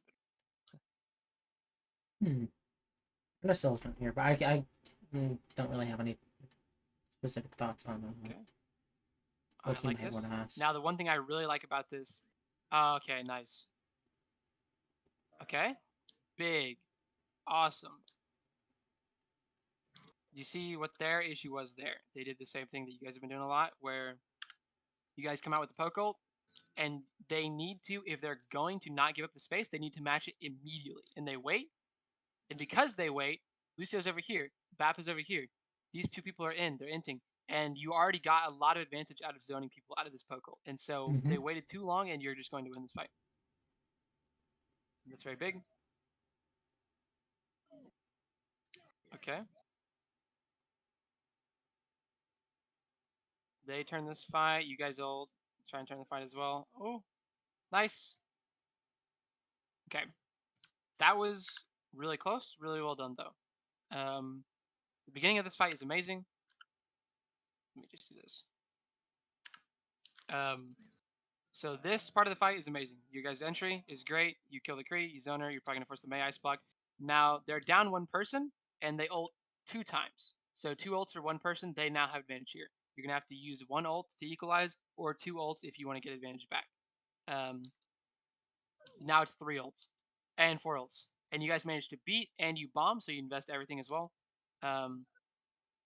And you are kind of down 1, but you guys do make up for this in mechanics. And you kill Ryan, you trade gear, you're untraded. So like technically, you guys had a disadvantage here, and you just kind of clutched it. The Blizzard would have clutched that 100% for you guys, most likely. But if you're confident you can clutch it without it, whatever, it's not a big deal. And the other thing is, if your spawn is closer, or if the cart is now past a specific choke, then it's not that bad to like not commit the Blizzard and just barely lose the fight, because they're not going to be able to hold this and choke you guys out, and you guys are going to get past the choke anyways, which is what you wanted in the first place. So even losing this fight just by 1 person would still basically be a win. So not using the Blizzard there is completely fine. You do manage to clutch it anyways. which is impressive. I would speed your May back, but okay. You kind of only have Blizzard here. You might be able to poke for the window, but I wouldn't choke them out too hard. Yeah, Because if they use that the makes chokehold here, it's sense. going to be very difficult to match that in time. You're probably going to get your lamp and your wall forced out, and a lot of DVDM forced out. And I would assume. Oh wait, they actually don't have anything. Yeah, Never they mind. don't. They I'm just don't. talking on my ass here. Ignore that. Okay. Walls come up. Okay. It seems like you guys have a little bit different ideas of how aggressively you're going to hold these chokes. Almost always, your May is walling, and then your May is running into freeze people. Yeah, that this happens a lot. is fine. It's not bad, especially if you're trying to play for the Mhm. Blizzard. It is But if good. you're going to do this, you guys are always a unit. You two are always tied together. So you need to be ready for that, right? May, if you want to push Okay. up like this, tell your Ryan, like, hey, I'm running in, I'm going to freeze him. And then your Ryan needs to be with you. Because if Ryan is with you, this is completely different. Mhm. And you won't get bursted down. You won't get your ice block forced. Because you guys are kind of out of sync here, you get bursted down. Mhm. Yeah, that's my fault. It's going to be really difficult to turn this because the strongest ult you had was Blizzard and your May's dead. Yeah. You're kind of just leaving. That's fine. Ooh. Ah, man. Yeah, that was really unfortunate.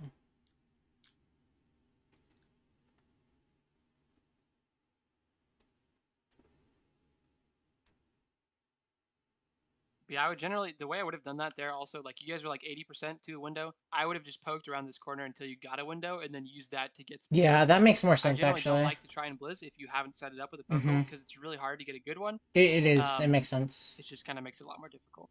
And it's really not that hard to just wait like Because 5 you'll get a seconds to window like really fast. Yeah. If you're really far away from poke ults, then don't even bother. But you guys do match this perfectly. I like that a lot.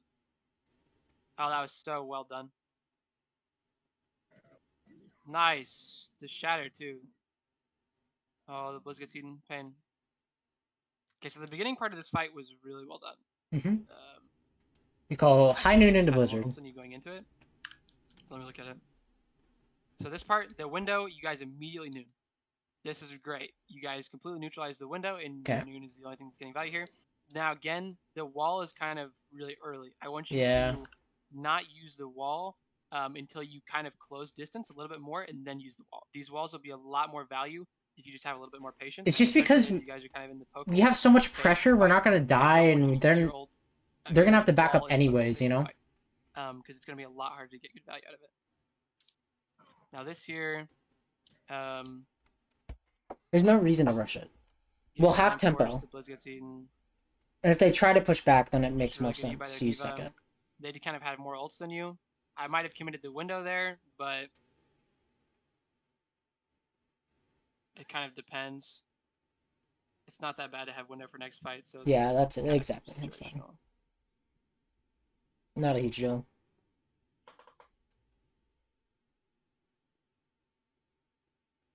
All right, window in. Nice. You force the wall. Now, if you are going to force wall for window, this is not a bad trade if you can go and follow up with this wall advantage. If you get wall traded for window, and when you close distance, they have wall again, it's a terrible trade.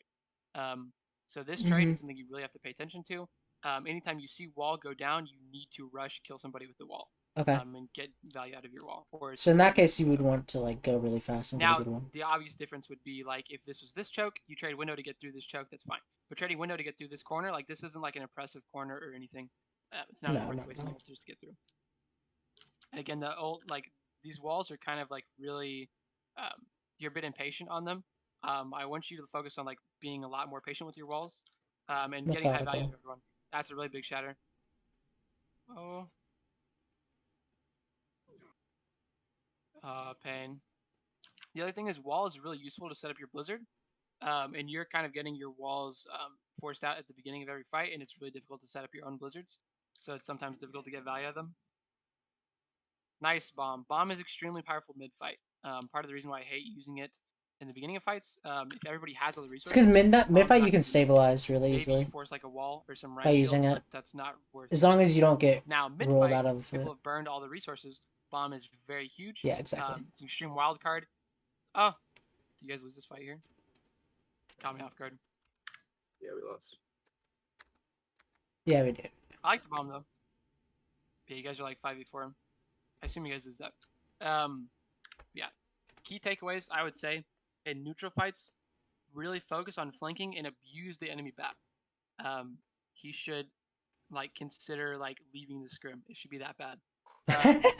Diva in general, just kind of play safe. Pay attention to this ult, this ult, this ult. Be ready, because you are very important to the kind of poke ult phase that happens at the beginning of the fight. If you guys are going to push through a poke ult, or if you're going to back away from a poke ult, you need to have all of your DM possible. And the other We thing actually is, played as this you scrim guys really face well. better and better teams, their crees will start to flank. Or at and least then this your map. job becomes a This lot map more we flank. Your we job is played kind of to match pretty your well. flanks. In this elo, I don't think it's going to happen that much, but you got to be ready for that. Lucio booping away enemy Maya, she's looking into freeze. Other than that, your job is not that important. If you're ready to speed people away, I think this if is very you're helpful trying from what he's to giving bait out us. an ult and run away. But There's in like a general, few like key scouting things is super that seem important like for they're you. gonna help a lot. If you're going to beat, call out a target to burst down, because beat should never be used to like equalize. You can always kill somebody with it. So be ready for that. Be assertive about it. You two use your ults like cooldowns pretty much just to make space or to equalize. If you're going to equalize, do it immediately. If you're not going to do that, back away. The immediately Be a thing lot more is patient very with your good too. walls. I like your blizzards a lot. That's a good way to defend. But if you're more patient with your walls, you'll see a lot more value out of this character. I like the way you take space slowly with your shield. I didn't really see too many mistakes out of you. Let's go. In general, I think you guys are really good. The way you play mid fights and invest ults is really good. If you're more patient with your walls, and if you're more conscious about the way you plan to deal with enemy poke ults, like the way you either choose to equalize or choose to bait it and run away, if you get really good at that, I think this will be a really strong comp for you guys. Yeah. I think most of you are pretty mechanically talented on these heroes. I just want to see you flank a lot more, especially in fights where like you have a clear disadvantage. If they have every ult and you have like 2 or none, This will help J-Man a lot, I or there's a think. clear like map disadvantage, think about flanking, even just to pressure the BAP and kind of give you some Like space. then, Stuff like that. seeing those angles is really 'Cause you'll helpful see in fights understanding like the fight how and here where when the to Kree flank. accidentally got cut out here and flanked, and then he realized the power of the Kree flank when he like 2-tapped your Mei and forced Yeah, that was ice block, crazy. stuff like that. I would recommend if you have time or if you're like really into VODing. I don't know how like into all of this you guys are, but I would consider watching Seeker in Revival. I don't know if there's like POVs of that out, but he was really great at that. So was Tayo when he was on Third Impact. But yeah, you guys have any questions?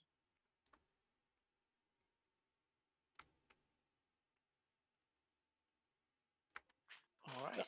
I don't think so. That was super Yeah, that solid. was. Thank There you. was a lot of really good information there. That was amazing. Yeah. Let's all say Who was thank you it? to Cap. Thank you, Thank Yo, thank you, bro. I really appreciate it though, man. Genuinely. And I'm sure these boys all appreciate it too. We all want to win the national finals. Very much. That'd be awesome. Yeah. Very much. That was awesome. Thank you. Yes. Any lasting questions? No problem. Oh, he's dying. Oh, he's dead. Oh. Oh. 100% packet loss moment. Okay, I'm back. He's Okay, back. yeah. Okay. Yeah, if you guys think of any questions after or anything, don't be afraid to just DM me and I'll try to give you a good answer on it.